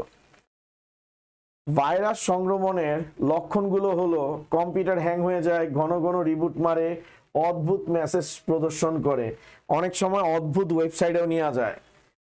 তখন আপনার আম্মা আব্বা দেখলে বলে কি তুই কর্তাসোসটা কি? তখন বুঝাইতে পারবেন না যে আম্মা, I was affected by virus. My computer was affected by virus. Okay. Computer hacking বলতে বোঝায় কম্পিউটার ভাইরাস ব্যবহারকারী বিনা অনুমতিতে তার কম্পিউটারে প্রবেশ, অসৎ উদ্দেশ্য ব্যবহার করে চুরি, সবই সত্য। বিভিন্ন ধরনের পাসওয়ার্ড ম্যানেজার হলো লাস্ট পাস, তারপরে হচ্ছে লাস্ট কি পাস, এইগুলোর মাধ্যমে আপনি পাসওয়ার্ড ম্যানেজ করতে পারবেন। তারপরে দেখেন প্যাসেজ, রফিক ও শফিক দুই বন্ধু, এরা দুইজনেই কম্পিউটার বিষয়ে পড়াশোনা শেষ করেছে। এরা দুজনেই সফটওয়্যার প্রোগ্রাম তৈরি করে, কিন্তু রফিক তৈরি করে ভালো কোড আর শফিক তৈরি করে ক্ষতিকর কোড। আল্লাহ, শফিক কি ডেঞ্জারাস। রফিক যে ধরনের সফটওয়্যার তৈরি করে সেগুলোকে কি বলা হবে? ফায়ারওয়াল বলা হবে, ঠিক আছে? রফিক হচ্ছে ভালো সফটওয়্যার তৈরি করে যেটা হচ্ছে ভাইরাসকে নষ্ট করে দেয়, আর শফিক যেটা তৈরি করে সেটা কি? ম্যালওয়্যার। বর্তমানে আর এই যে কি বলছে, দুজনই প্রোগ্রাম তৈরি করে, কিন্তু রফিক তৈরি করে ভালো কোড আর শফিক তৈরি করে ক্ষতিকর কোড। মনে রাখবেন, উপকারী কোড যদি তৈরি করে সেটা হচ্ছে অ্যান্টিভাইরাস, মানে সহজ কথা এই যে অ্যান্টিভাইরাস গুলো বলতেছে এগুলো ফায়ারওয়াল হিসেবে কাজ করে। ভাইরাসকে ধ্বংস করার জন্য ইউজ করা হয় ফায়ারওয়াল। ফায়ারওয়াল নিজে কিন্তু একটা অ্যান্টিভাইরাস, ঠিক আছে? ফায়ারওয়াল হচ্ছে সব ধরনের ভাইরাসকে পুড়ায় দেয়, মানে মজার ক্ষেত্রে বলছি। ওকে, তারপর বর্তমানে তথ্য সংরক্ষণ করা হয় ডেটাবেজে। তারপর আর একটা প্যাসেজ, সবুজ মিয়া একটি প্রতিষ্ঠানে হিসাবরক্ষক হিসেবে কাজ করেন, এজন্য তিনি মাইক্রোসফট এক্সেল সফটওয়্যার ব্যবহার করেন। কিছুদিন পর তিনি বুঝতে পারলেন তার কম্পিউটারটা ম্যালওয়্যার দ্বারা আক্রান্ত হয়েছে। সুরজ মিয়ার কম্পিউটার কোন ধরনের ম্যালওয়্যার দ্বারা আক্রান্ত হয়েছে? ঠিক আছে, সবচেয়ে বড় জিনিস হচ্ছে ট্রোজান হর্স। কেমনে বুঝছি যে ট্রোজান হর্স ইউজ করা হয়েছে? কারণ স্যার ট্রোজান হর্স যেটার কথা বলা হয়েছে এটা হচ্ছে ট্রয় নগরীর একটা ঘটনা। ট্রয় নগরী ধ্বংস করা হয়েছে। আপনারা যদি ট্রয় মুভিটা দেখেন ব্র্যাড পিটের, যে একটা কাঠের ঘোড়া থাকে, সেই কাঠের ঘোড়ার মধ্যে সৈন্যদল লুকায় ছিল। তা ট্রয় নগরীর যে প্রাচীর, 4 সাইডের প্রাচীর ছিল, সেটা এত স্ট্রং ছিল যে কোনোভাবেই যে গ্রিক যারা ছিল তারা ঢুকতে পারতেছিল না, সৈন্যরা ঢুকতে পারতেছিল না ওই ট্রয়তে। তো তারা করলো কি, তাদের ভিতর যে সেনাপতি ছিল সে বলল যে আমরা একটা কাজ করি, আমরা একটা কাঠের ঘোড়ার বানাই, মানে একটা কাঠের ঘোড়া বানাইছে, ওইটার ভিতরে সব যে কয়জন 10-12 জন সৈন্য ছিল তারা ফিট হয়েছে, তারা 10-12 জন সৈন্য ওই ইয়ার মধ্যে ঢুকে গেছে, কি বলে যে কাঠের ঘোড়ার মধ্যে ঢুকে গেছে। তো কাঠের ঘোড়াটা দেখা ওইখানে রাজা যে বলতেছে যে আরে ঘোড়াটা তো খুব সুন্দর, আমাদেরকে উপহার দিছে, এবং ওইখানে একটা নোট দিয়ে গেছে যে আপনারা দুর্বেদ্য, তো এই মানে এই জন্য আমরা হচ্ছে যে আপনাদেরকে একটা গিফট দিলাম, তো আপনারা আমাদের গিফটটা যদি গ্রহণ করেন আমরা ডেফিনেটলি খুবই খুশি হব। তো আমরা আসলে কি বলে যে অপোনেন্ট হিসাবে এই ধরনের চ্যালেঞ্জ কখনো পাইনি যে কোনো একটা রাজ্যে আমরা ঢুকতে পারি নাই। তো এই কথা শুনে রাজা তো খুব খুশি হয়ে গেছে, সে ঘোড়াটাকে আইনা কি করছে, মানে নগরীর মাঝখানে নিয়ে আসছে। রাত্রে বেলায় যখন সবাই ঘুমাইছে তখন হচ্ছে সে ওই ঘোড়াটা, তো ওইটার ভিতরে তো সেফ প্যাসেজ ছিল, ওইটার ভিতরে হচ্ছে যে সৈন্যদল লুকায় ছিল, তারা বের হয়ে মূল ফটকটা খুলে দেয়, তারপরে সৈন্যদল এসে ট্রয় নগরী দখল করে ফেলে। তো এখানে দেখেন যে সুরজ মিয়া কি করছে, মাইক্রোসফট এক্সেল সফটওয়্যার ব্যবহার করেন। তো তিনি একটা সফটওয়্যার নামাইছে এক্সেল সফটওয়্যার, নামানোর পর দেখছে যে এটা পাইরেটেড সফটওয়্যার ছিল, তো আনঅথরাইজ সাইট থেকে সফটওয়্যারটা নামাইছে। সফটওয়্যারটার সাথে কি ছিল, ভাইরাস ছিল, যেটা নাম হচ্ছে ট্রোজান হর্স, যেটা দেখায় একটা খুবই উপকারী অ্যাপ্লিকেশন, কিন্তু আপনি যখনই ক্লিক করবেন তখনই হচ্ছে খেলা শুরু হয়ে যায়। ওকে, ক্লিয়ার? তারপরে হচ্ছে ম্যালওয়্যারটির কার্যপদ্ধতি হলো ব্যবহারকারীর হস্তক্ষেপের জন্য অপেক্ষা করে। এই যে আমি বলছি ভাইরাস কিন্তু ততক্ষণ পর্যন্ত এক্সিকিউট হয় না যতক্ষণ পর্যন্ত এটাতে ক্লিক না করা হয়। ভালো সফটওয়্যার ছদ্মবরণে নিজেকে লুকিয়ে রাখে, নিজের থেকে ছড়াইতে পারে না, ভাইরাস বা ম্যালওয়্যার নিজের থেকে ছড়াইতে পারে না। তার মানে 1 আর 2, ঠিক আছে? এই যে ট্রোজান হর্সের কথা বলছি, যে ছদ্মনাম বলছি, এই ছদ্মনামটা ওইখান থেকেই আসছে। সংক্ষিপ্ত প্রশ্ন, অলরেডি ভাইরাস আর ওয়ার্মের ব্যাপারে বলছি, এই পার্থক্যগুলো দেখবেন। ওয়ার্ম আর ভাইরাস দুইটাই কিন্তু বলছি, ওয়ার্ম নিজের থেকে নেটওয়ার্কে ছড়াইতে পারে, ভাইরাস কিন্তু ছড়াইতে পারে না, ঠিক আছে? ভাইরাসে ক্লিক করার পর ছড়ায়, এই পার্থক্যগুলো দেখবেন। ভাইরাস আর ওয়ার্মের পার্থক্য, এটা কিন্তু ইম্পর্টেন্ট, এটা প্রশ্নটা কিন্তু ইম্পর্টেন্ট স্যার। পাসওয়ার্ড কি? পাসওয়ার্ডের গোপনীয়তা রক্ষা করার জন্য কয়েকটি টিপস বর্ণনা করেন। এটা তেমন একটা ইম্পর্টেন্ট না, ঠিক আছে?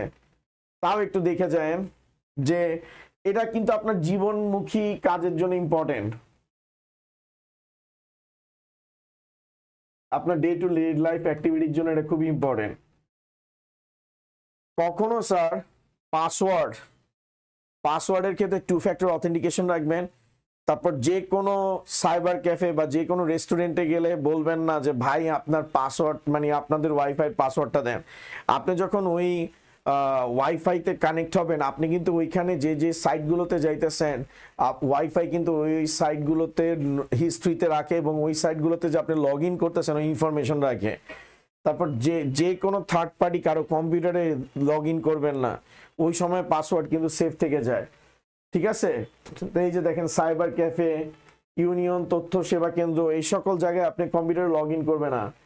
অনেকেই পাসওয়ার্ড ম্যানেজার ব্যবহার করেন, এই পাসওয়ার্ড ম্যানেজারগুলো কখনো কারোর সাথে শেয়ার করবেন না, ঠিক আছে? নিয়মিত পাসওয়ার্ড পরিবর্তনের অভ্যাস গড়ে তুলবেন, অর্থাৎ কয়েক মাস পর পর পাসওয়ার্ড চেঞ্জ করে দিবেন। এটা আপনাদের জন্য important. Hacker, white hat hacker, black hat hacker, grey hat hacker. White hat hacker হচ্ছে যে তারা আপনার ক্ষতি করে না, তারা আপনার সিস্টেমে কোনো ধরনের সিকিউরিটি ব্রিচ আছে কিনা, সিস্টেমে কোনো ধরনের হোল আছে কিনা, লুপ হোল আছে কিনা সেটা ফাইন্ড আউট করে এবং আপনাকে ইনফর্ম করে যে আপনার সিকিউরিটি কিন্তু কম্প্রোমাইজ হইতে পারে, ইস্যু আছে।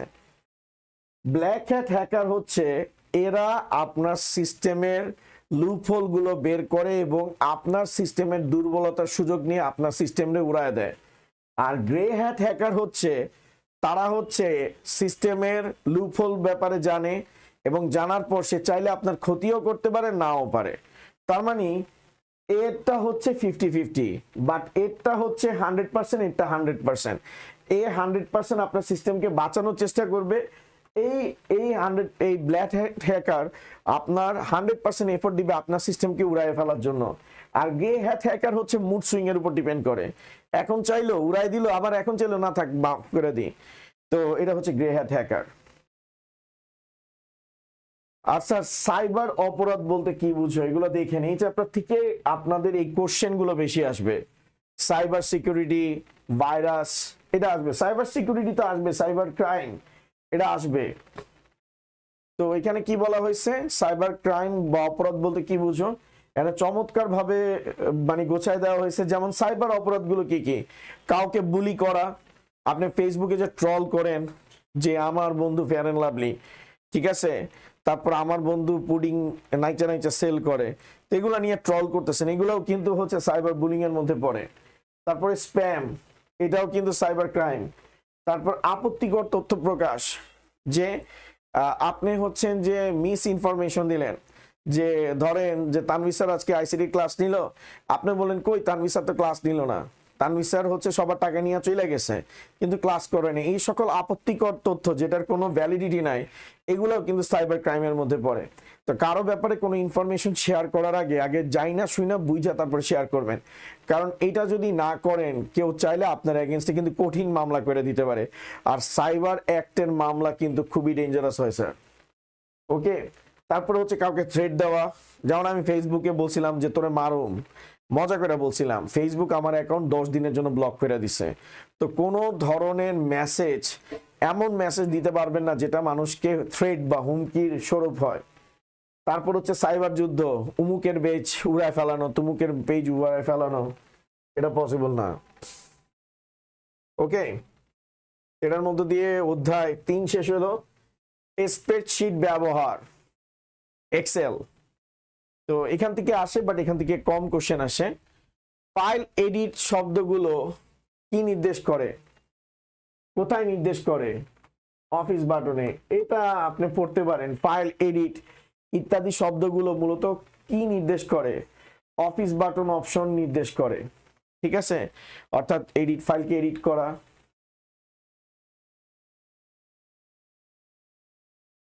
তারপর সেভ দিলে কোথায় দেখা যায়, টাইটেল বার, এগুলো প্র্যাকটিক্যালের সময় আসে, যে এটা দেখেন, এটা টাইটেল বারে, ঠিক আছে, টাইটেল বারে দেখা যায়।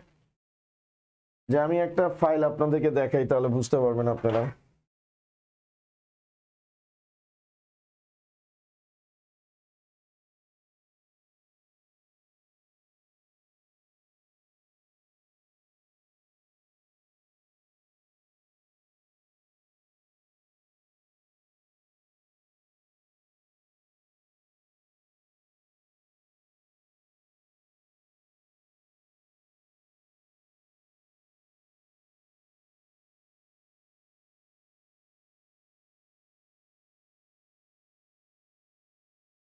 এই যে দেখেন, আমি ফাইল দিয়ে সেভ দিলাম, ধরেন ফাইল দিয়ে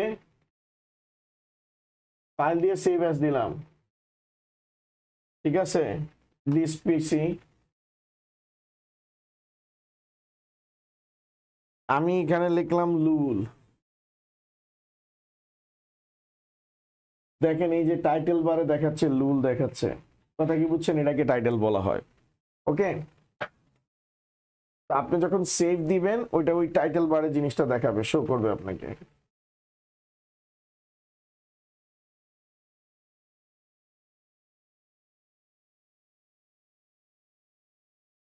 তারপর গুগলের ওয়েব অ্যাড্রেস কোনটি, এটাও পপুলার, এটা অনেকেও পারে না, google.com। তারপর এটা ইম্পর্টেন্ট স্যার, এটা সুপার ডুপার ইম্পর্টেন্ট, ওয়ার্কশিটে ABC দিয়ে কি বোঝায় কলাম, এটাও ইম্পর্টেন্ট। সেল অ্যাড্রেস কোনটি, এটা A10। স্বয়ংক্রিয়ভাবে যোগ করা যায় কার মাধ্যমে, স্প্রেডশিটের মাধ্যমে, এটাও ইম্পর্টেন্ট, এটা পারবেন। তারপর এইটা VCal, ঠিক আছে, এটা কি, এটা স্প্রেডশিট সফটওয়্যার, মানুষ এডি ইউজ করে, মানুষ ইউজ করে লোকে মাইক্রোসফট এক্সেল, এটার উপর কোনো স্প্রেডশিট সফটওয়্যার নাই। গুগল শিটও তেমন একটা কেউ এখন ইউজ, মানে অনেকে করে, বাট আমার কাছে পার্সোনাল ফেভারিট হচ্ছে এক্সেল। আপনি এক্সেলে মাল্টি ডাইমেনশনাল টাস্ক করতে পারবেন। ওকে, তা আপনাদের কাছে যদি সুযোগ থাকে এক্সেলের কাজ কিন্তু এখন থেকে শিখে নিয়েন, এক্সেল কিন্তু জোস একটা সফটওয়্যার। আপনি এটার কাজ যদি এখন থেকে শিখা রাখেন, আপনার জন্য ভবিষ্যতে অনেক দুয়ার খুলে যাবে। আপনি ডেটা সায়েন্সের কাজ করতে গেলে কাজে লাগবে, আপনার সফটওয়্যার ডেভেলপমেন্টের কাজ করতে গেলে কাজ লাগবে, আপনি যখন ডেটাবেস নিয়ে কাজ করতে যাবেন ওই জায়গায় কাজে লাগবে, মাইক্রোসফট ওয়ার্ডকে আপনার কানেক্ট করার জন্য এটা লাগবে স্যার। ওকে, এক্সেল প্রোগ্রামে চার্ট অপশনটি কোথায় থাকে, রিবনের ইনসার্ট, এই যে দেখেন স্যার চার্ট অপশনটা দেখাই একটু আপনাদেরকে, অনেক কিছুই দেখাইতে চাই কিন্তু আসলে সময় খুবই কম। এই যে এটা হচ্ছে রিবন, ইনসার্ট অপশনে গেলে আপনি কি পাই যাবেন স্যার, এই যে chart, pivot chart, recommended chart, তারপরে হচ্ছে পাই চার্ট, 2D পাই, 3D পাই, তারপরে হচ্ছে ডোনাট, ঠিক আছে, তারপর পিভট চার্ট, এগুলো সব ধরনের যে আপনি গ্রাফ আছে এটা আপনি ইনসার্ট অপশনে গেলে কিন্তু স্যার পেয়ে যাবেন স্যার। ওকে, এগুলো প্র্যাকটিক্যালি দেখতে মজা বেশি। ওকে,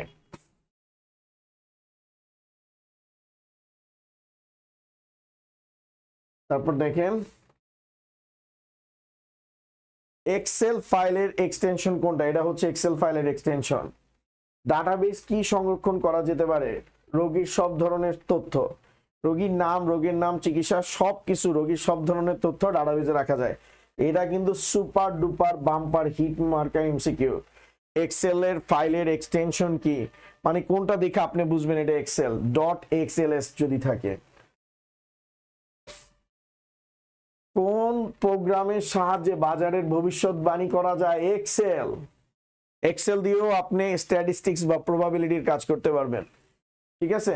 এখন এটা মেশিন ডাটা দিয়ে কাজ করে, বাট তাও এক্সেল ক্লাসিক। বিভিন্ন শীটে আসা যাওয়া করার জন্য ব্যবহার করা হয় কোনটি, শীট ট্যাব। এই যে শীট ট্যাব কোনটি জানেন, একটু শীট ট্যাব দেখাই, আরে কই গেলাম, এই যে দেখেন শীট ট্যাব, যে বিভিন্ন শীটে যাওয়ার জন্য এগুলো হচ্ছে শীট ট্যাব। আমি যদি আরেকটা অ্যাড করি, এই যে কোনো শীটে যাওয়ার জন্য আমরা শীট ট্যাব কি করতেছি স্যার, ইউজ করতেছি। ওকে, শীট ট্যাব ইউজ করতেছি, শীট ট্যাব ইউজ করতেছি যে কোনো শীটে যাওয়ার জন্য, যে মাল্টিপল শীট ট্যাব আমরা ইউজ করতেছি এখানে।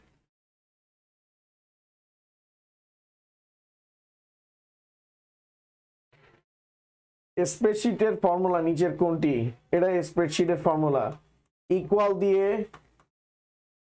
A1 - B1 লিখলে এটা ফর্মুলার কাজ করে স্যার, ঠিক আছে, ফর্মুলার কাজ করে। যেমন আমি একটু দেখাই স্যার,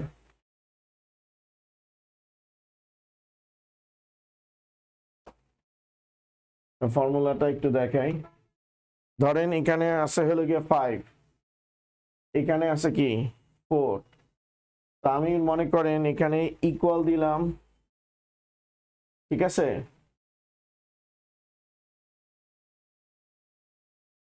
ইকুয়াল দিছি, ইকুয়াল দিয়ে এটাকে সিলেক্ট করছি, মাইনাস এটাকে দিছি, ইকুয়াল দিছি, এন্টার দিছি, দেখছেন।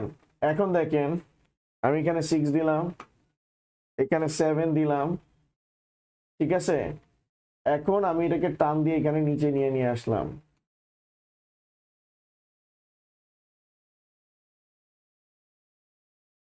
এই যে দেখেন এখানে আমি এখন ইকুয়াল দিলাম, যোগ করতে চাচ্ছি, তো আমি এটাকে সিলেক্ট করছি, যোগ, এটা করছি, এন্টার, 7 6 13।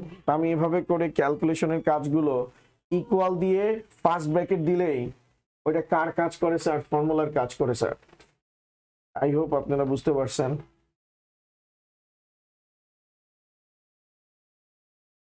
ওকে, ফর্মুলার কাজ করছে। এখানে আসলে A1 হবে, এটা আই হবে না স্যার। ফর্মুলা এক্সেল থেকে বের হতে গেলে কোনটি ক্লিক করতে হয়? এক্সিট। আমি যদি এক্সেল থেকে বের হতে যাই, এক্সিটে ক্লিক করলে এক্সেল থেকে বের হয়ে চলে যাব। ওকে, যে বাটনগুলো বেশি ব্যবহৃত হয় সেগুলো কোথায় থাকে? কুইক অ্যাক্সেস টুলবারে থাকে। ঠিক আছে, কুইক অ্যাক্সেস টুলবারে থাকে। যেমন আমি যদি একটু দেখাই স্যার,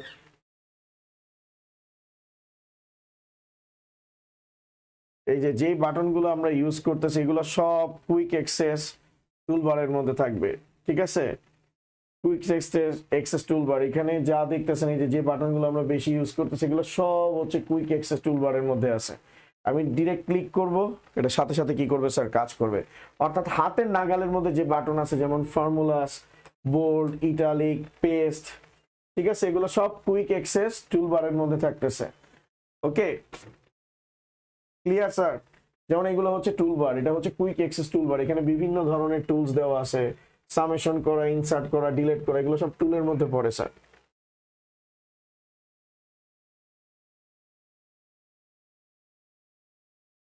কোন বারের সাহায্যে বিভিন্ন পদ্ধতিতে স্ট্যাটাস বার, ঠিক আছে, স্ট্যাটাস বারের মাধ্যমে আমরা হচ্ছে বিভিন্ন পদ্ধতিতে হচ্ছে আমাদের ওয়ার্কশিটটা দেখতে পাই। ওকে, এক্সেল কি? স্প্রেডশিট সফটওয়্যার, এটাও ইম্পর্টেন্ট একটা। আর এটা কিন্তু, এগুলো কিন্তু ইম্পর্টেন্ট। এক্সেল একটা ওয়ার্কবুকে যতগুলো ওয়ার্কশিট থাকে সেগুলো কিসে দেখানো যায়? ওই যে শীট ট্যাবে দেখছিলাম আমরা কিছুক্ষণ আগে। এক্সেল অফিস বাটনের পাশে কার অবস্থান? কুইক অ্যাক্সেস টুলবারের অবস্থান। এই যে স্যার, এই যে অফিস বাটনের পাশেই, ঠিক আছে, হোম বাটন। এটা তো আপনাদের যেটা দেওয়া আছে এটা মাইক্রোসফট 2007, ঠিক আছে। এই যে এটা হচ্ছে যে আমাদের এক্সেলের যে লাইক হচ্ছে হোম বাটন, এই হোম বাটনের পাশে যা আছে এটা হচ্ছে কুইক অ্যাক্সেস টুলবার আমাদের। ঠিক আছে, quick access toolbar. Okay, quick access toolbar, accessibility illustration. Okay, আপনাদের যেটা দেওয়া হয়েছে সেটা হচ্ছে, আচ্ছা,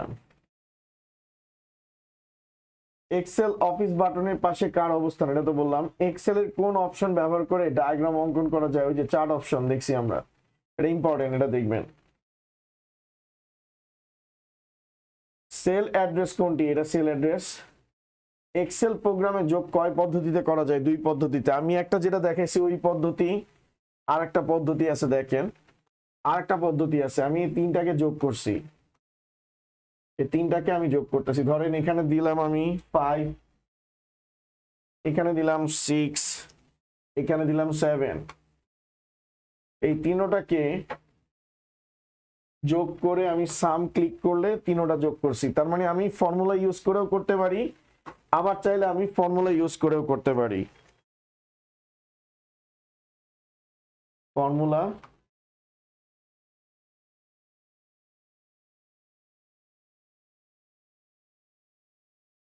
ফর্মুলা ইউজ করেও করতে পারি। যেমন দেখেন স্যার, ইকুয়াল সিলেক্ট করলাম, তারপর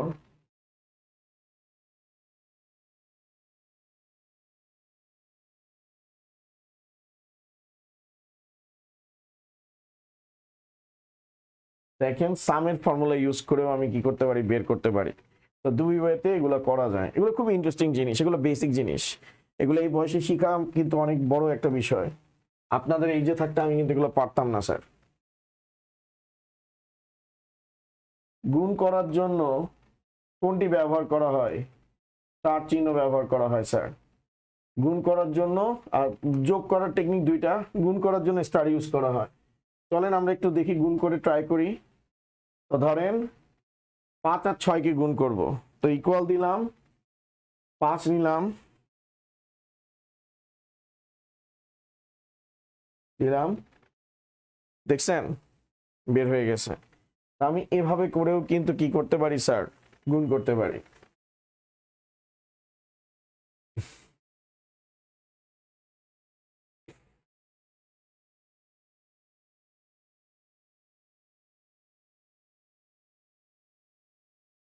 তারপর হচ্ছে স্প্রেডশিট প্রোগ্রামে করা যায়, যোগ বিয়োগ গুণ সব করা যায়।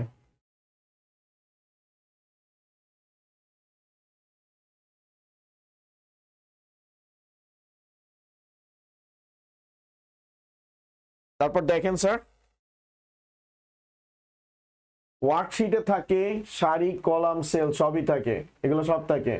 স্প্রেডশিট সব সফটওয়্যার ব্যবহার করে বিপুল পরিমাণে উপাত্ত নিয়ে কাজ করা যায়, হিসাব দ্রুত নির্ভুলভাবে করা যায়। তারপর ডাক যোগের ঠিকানা বা ইমেল এটা হয় না, এটা হয় না, এগুলো অ্যাকসেপ্টেড। অর্থাৎ 1 আর 2। বর্তমানে তথ্য যোগাযোগ প্রযুক্তির যুগে গুরুত্বপূর্ণ কাজগুলো কি কি স্যার? তথ্য প্রক্রিয়া করা, তথ্যের সুষ্ঠু প্রয়োগ নিশ্চিতকরণ করা, তথ্যের বিশ্লেষণ, এগুলো সব করা যায় স্যার। তারপর হচ্ছে তথ্য যোগাযোগ প্রযুক্তিতে স্প্রেডশিটের আবির্ভাব হিসাব নিকাশ সহজ করে দিয়েছে, কর্মী ব্যবস্থাপনার ক্ষেত্রে নতুন সংযোগ তৈরি করেছে। ঠিক আছে, হিসাব নিকাশ সহজ করে দিয়েছে, কর্মী ব্যবস্থাপনার ক্ষেত্রে এটা তেমন একটা কাজ নাই। তারপর অনেক কাজ ঘরে বসে করা যায়, এটাও সম্ভব না স্যার। স্ট্যাটাস বারের বৈশিষ্ট্য হলো এটি ওয়ার্কশিটের নিচের দিকে থাকে। ঠিক আছে, এতে বিভিন্ন কাজের তাৎক্ষণিক অবস্থা দেখানো যায়। ওয়ার্কবুকের সব ওয়ার্কশিট এখানে দেখানো হয় না, এটা না। 1 আর 2। কুইক অ্যাক্সেস টুলবারের বৈশিষ্ট্য কি? এটি অফিস বাটনের পাশে অবস্থান করে, এটি এক্সেল ওয়ার্কবুক খুলতে ব্যবহার করে, এখানে বেশি ব্যবহৃত বাটনগুলো থাকে, সবগুলোই সত্য, সবগুলোই সত্য এখানে।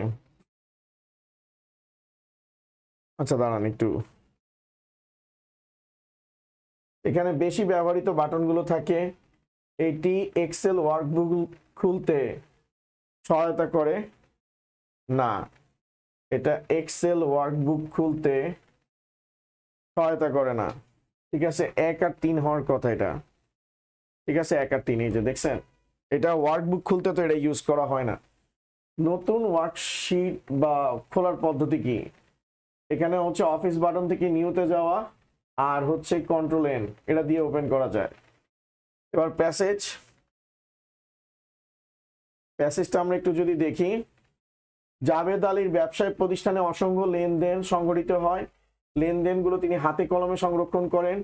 এই কারণে বছরের শেষে লাভ ক্ষতি নিরূপণ করতে তাকে বেশি সময় ও শ্রম ব্যয় করতে হয়।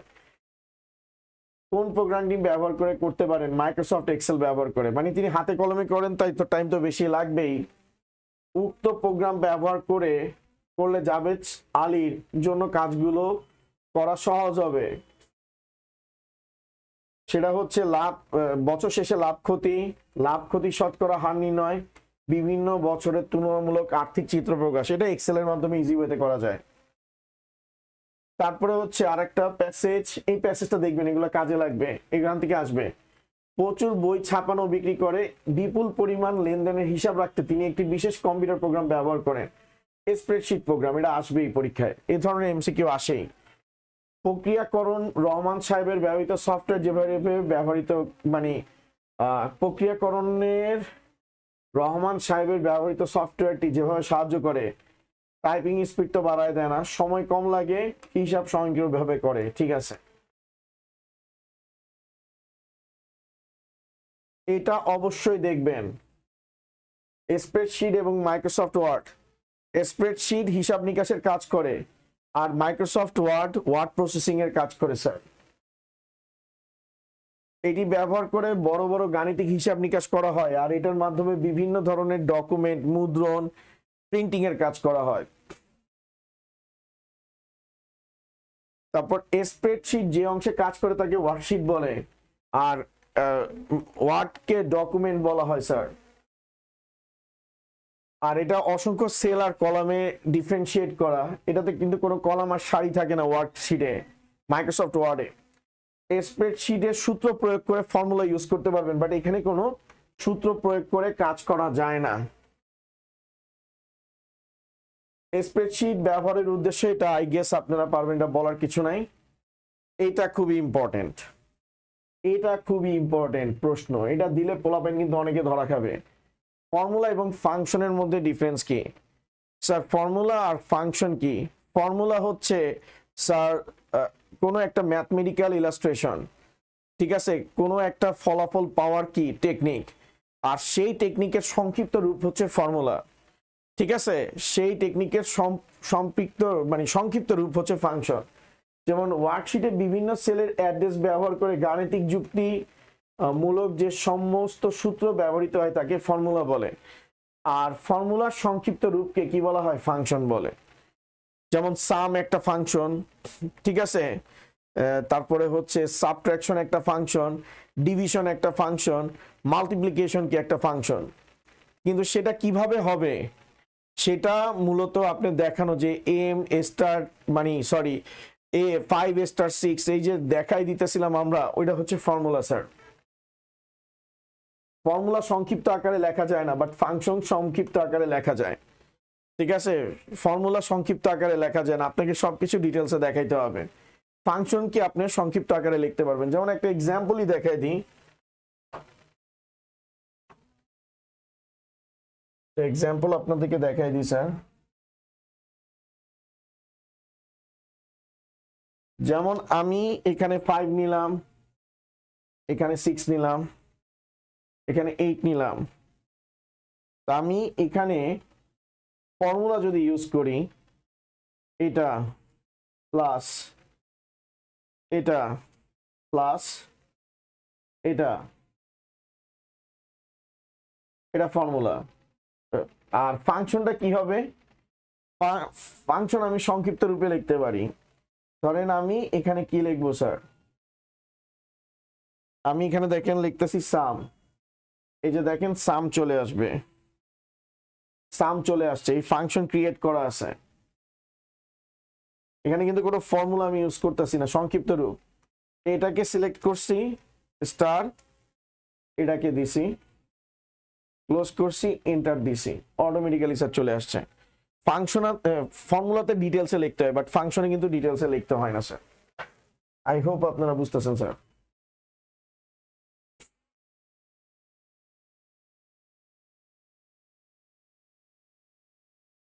ওকে,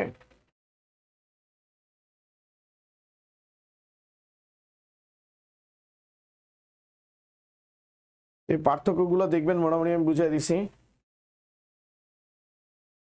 ফর্মুলা লিখতে ফর্মুলা আপনার নিজে করতে হয়, বাট ফাংশন আগের থেকেই সিস্টেমের মধ্যে দেওয়া থাকে ফর্মুলার সাহায্যে।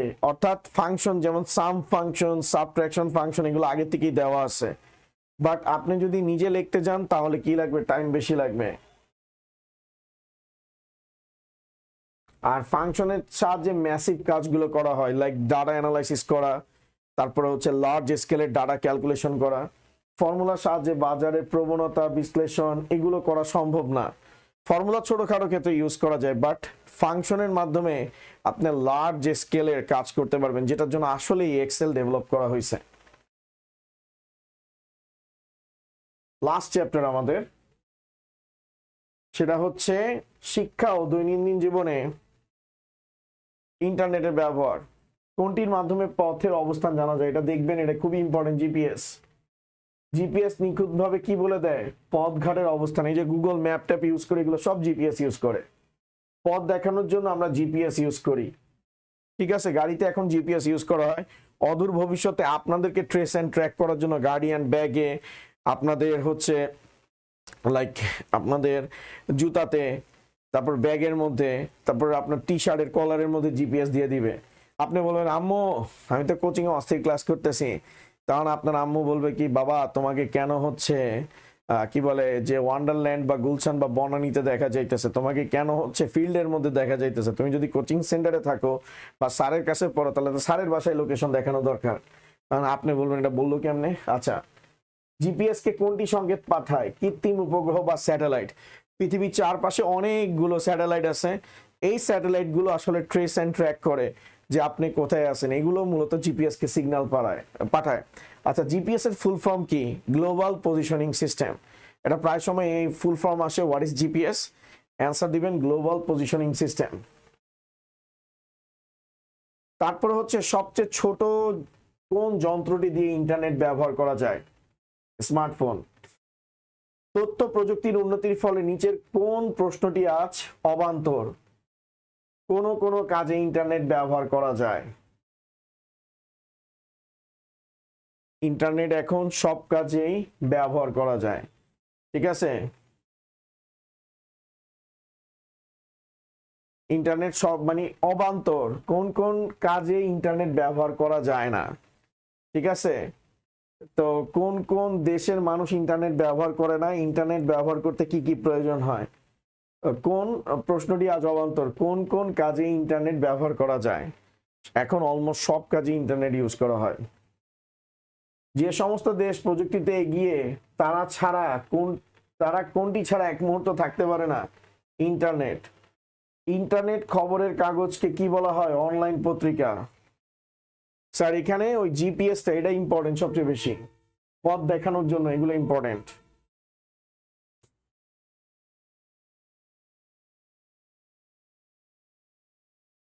যে কোনো প্রতিষ্ঠানে অবস্থান জানা যায় কার মাধ্যমে? স্মার্টফোনের মাধ্যমে। তারপরে হচ্ছে রুদ্র কুষ্টিয়া চেনে না, কিন্তু সে নিজে ড্রাইভিং করে কুষ্টিয়ায় আসতে চায়। নিচের কোনটি রুদ্রকে সহায়তা করতে পারে? জিপিএস। এই যে স্যার জিপিএস থেকে প্রচুর কোশ্চেন পাবেন আপনি। এখন সামনাসামনি দেখে কথা বলা যায় কোনটির মাধ্যমে?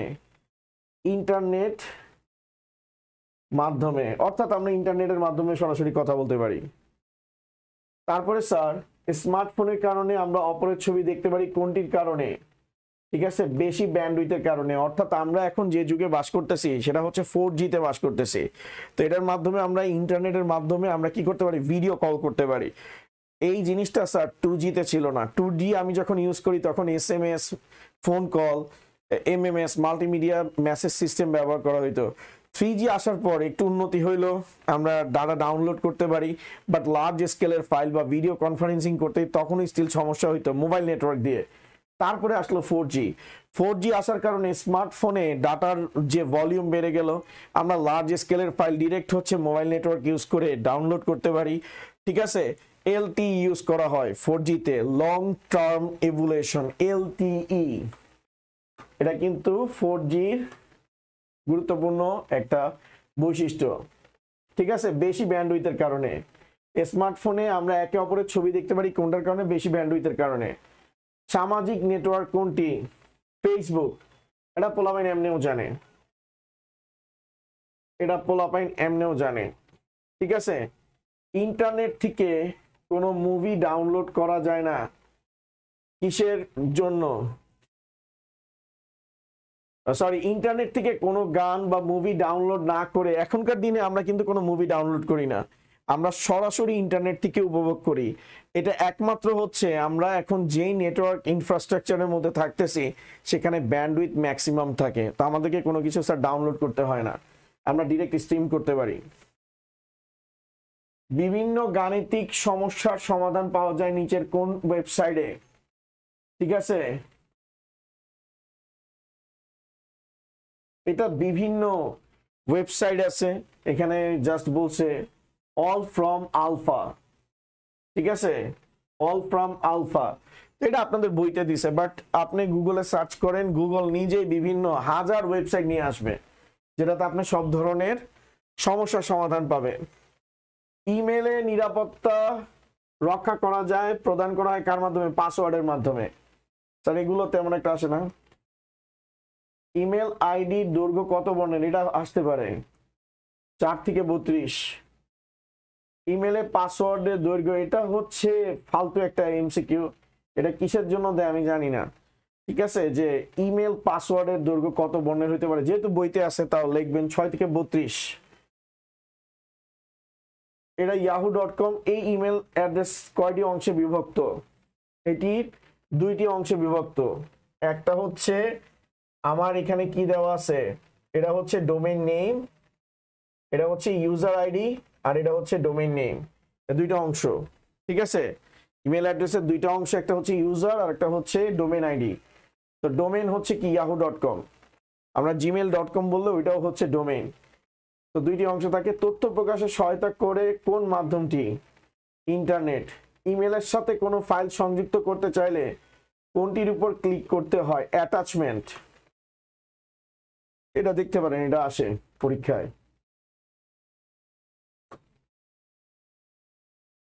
এক কম্পিউটার থেকে অন্য কম্পিউটারে তথ্য পাঠানোকে কি বলে? ইমেল বলে। ইমেলের মাধ্যমে পাঠানো হয়। মেইল বক্স কোনটি? এটা ইম্পর্টেন্ট। ইনবক্স। ইমেল সেবা দানকারী সাইটের পর ইমেল খুলতে কোন অপশনটি ক্লিক করতে হয়? Sign up. অর্থাৎ আপনার ইমেল অ্যাকাউন্ট খোলার জন্য সাইন আপ ইউজ করতে হয়।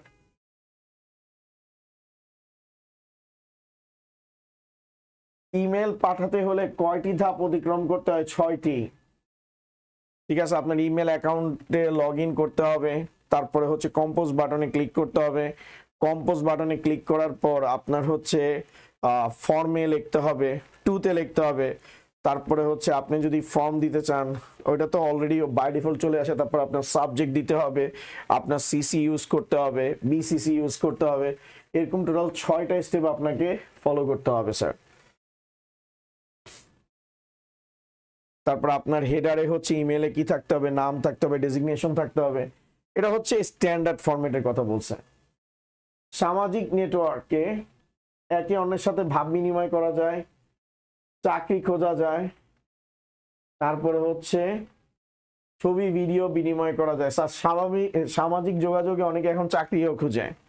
যেমন আপনি ফেসবুকে দেখবেন অনেকে বলবে উই আর হায়ারিং, তার মানে চাকরি প্রদানও করে, চাকরিও খুঁজে। যেমন নক করে মেসেঞ্জারে যে ভাই আপনার কি গ্রাফিক্স ডিজাইনার লাগবে, এগুলো এখন সামাজিক মাধ্যমে হয়।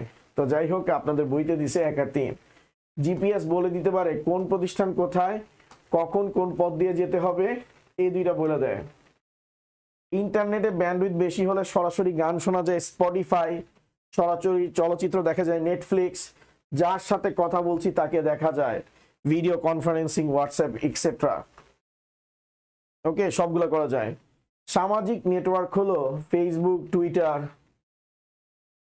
আর টুইটার 1 আর 2। তারপর ইন্টারনেট থেকে তথ্য খোঁজার সাইট কি? গুগল, পিপিলিকা, বিডি জবস, আমার চাকরি লাগবে, এগুলা।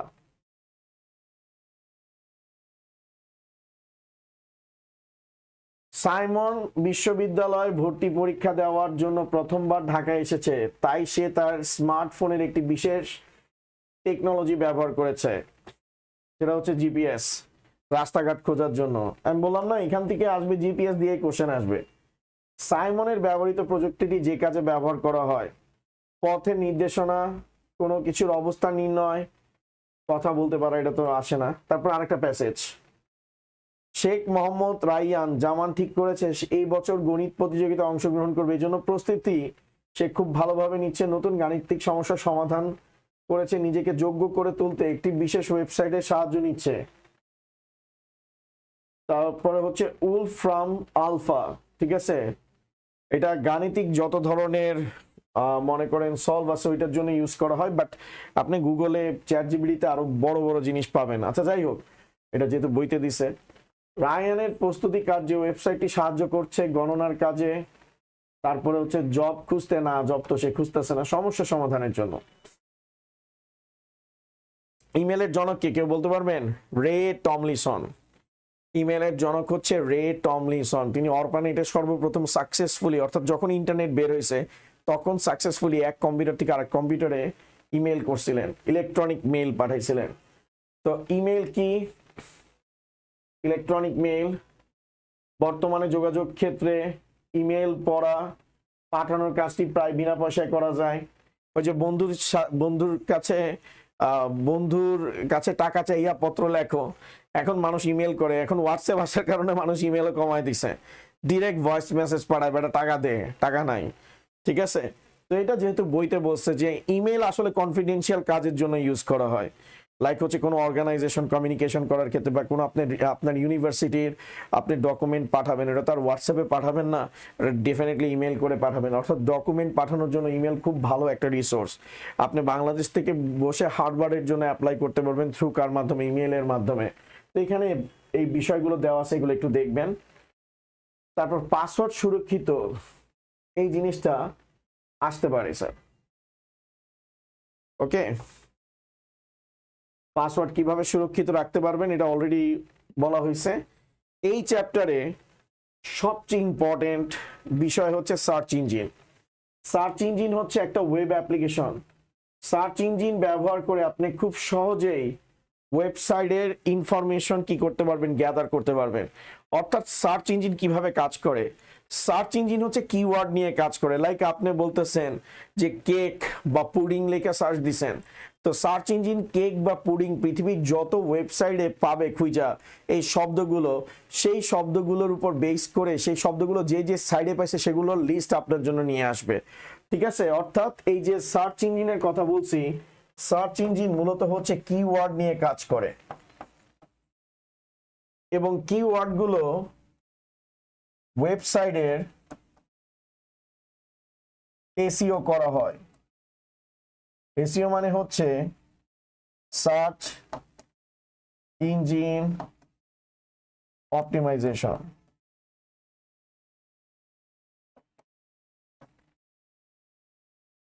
সার্চ ইঞ্জিন অপটিমাইজেশন, এটার মাধ্যমে সার্চ ইঞ্জিন পৃথিবীব্যাপী যে যে ওয়েবসাইটের মধ্যে আপনার শব্দগুলোকে খুঁজে পায় সেটাকে ওই শব্দের উপর বেস করে কি করে নিয়ে আসে। তো আমি আপনাদেরকে একটা ফাইনাল ডেমনস্ট্রেশন দেখাই, তাহলে আপনাদের কাছে জিনিসটা খুবই ইজি মনে হবে।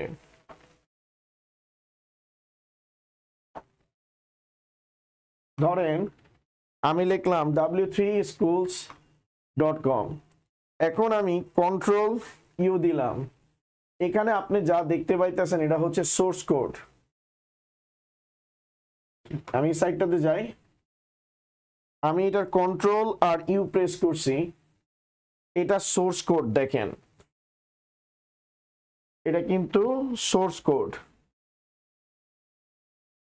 এখানে দেখেন এই যে কিওয়ার্ড দেখতেছেন না, এই কিওয়ার্ডটাই মূলত হচ্ছে ওয়েবসাইটের মধ্যে রাখছে, আর এই কিওয়ার্ডের উপর বেস করে গুগল আপনার সাইটটাকে সার্চ করে।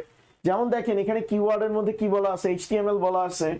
আমি যদি এখানে HTML লিখে সার্চ দিই, ফার্স্টে কি আসছে, w3schools আসছে। অর্থাৎ HTML-টা যেই যে ওয়েবসাইটের মধ্যে পাইছে সেই ওয়েবসাইটগুলোকে কিন্তু নিয়ে আসছে।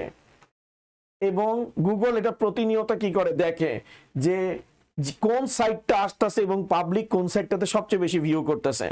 যেটা সবচেয়ে বেশি ভিউ হয়, যেমন w3schools সবচেয়ে বেশি ভিউ হয়, সেটাকে কোথায় রাখছে, একদম টপে রাখছে। আবার দেখেন এখানে কি কি শব্দ আছে, Python, SQL, JavaScript, how to, PHP। ধরেন PHP লেখা আছে, আমি এখন গুগলের সার্চের মধ্যে PHP লিখবো। PHP লিখলে দেখেন ফার্স্টে PHP এটা আসছে, w3schools আসছে। তো এইভাবে করে গুগল মূলত হচ্ছে কিওয়ার্ডের উপর বেস করে সার্চ করে। অর্থাৎ সার্চ ইঞ্জিন হচ্ছে একটা ওয়েব অ্যাপ্লিকেশন।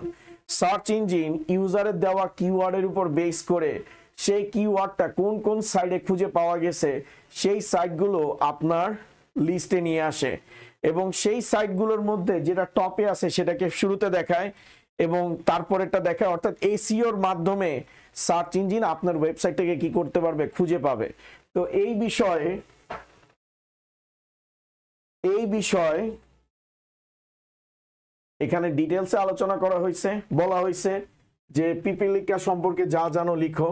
তো আপনাদের এটাই আসবে, সার্চ ইঞ্জিন ব্যবহার করে ইন্টারনেট থেকে তথ্য খোঁজা।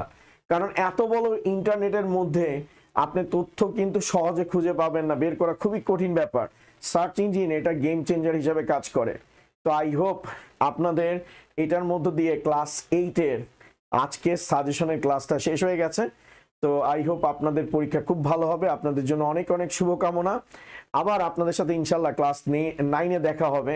9-এ আপনাদের পাইথন প্রোগ্রামিং আছে, আই হোপ সেই জার্নিটাও খুবই স্মুথ হবে। আস্তে আস্তে করে ইন্টারমিডিয়েটও আপনাদের সাথে ইনশাল্লাহ দেখা হবে। তো সবাই ভালো থাকবেন, সুস্থ থাকবেন, এই কামনায় আমি মোহাম্মদ ইয়াসিন তানভীর আজকে আপনাদের সামনে থেকে বিদায় নিচ্ছি। আল্লাহ হাফেজ।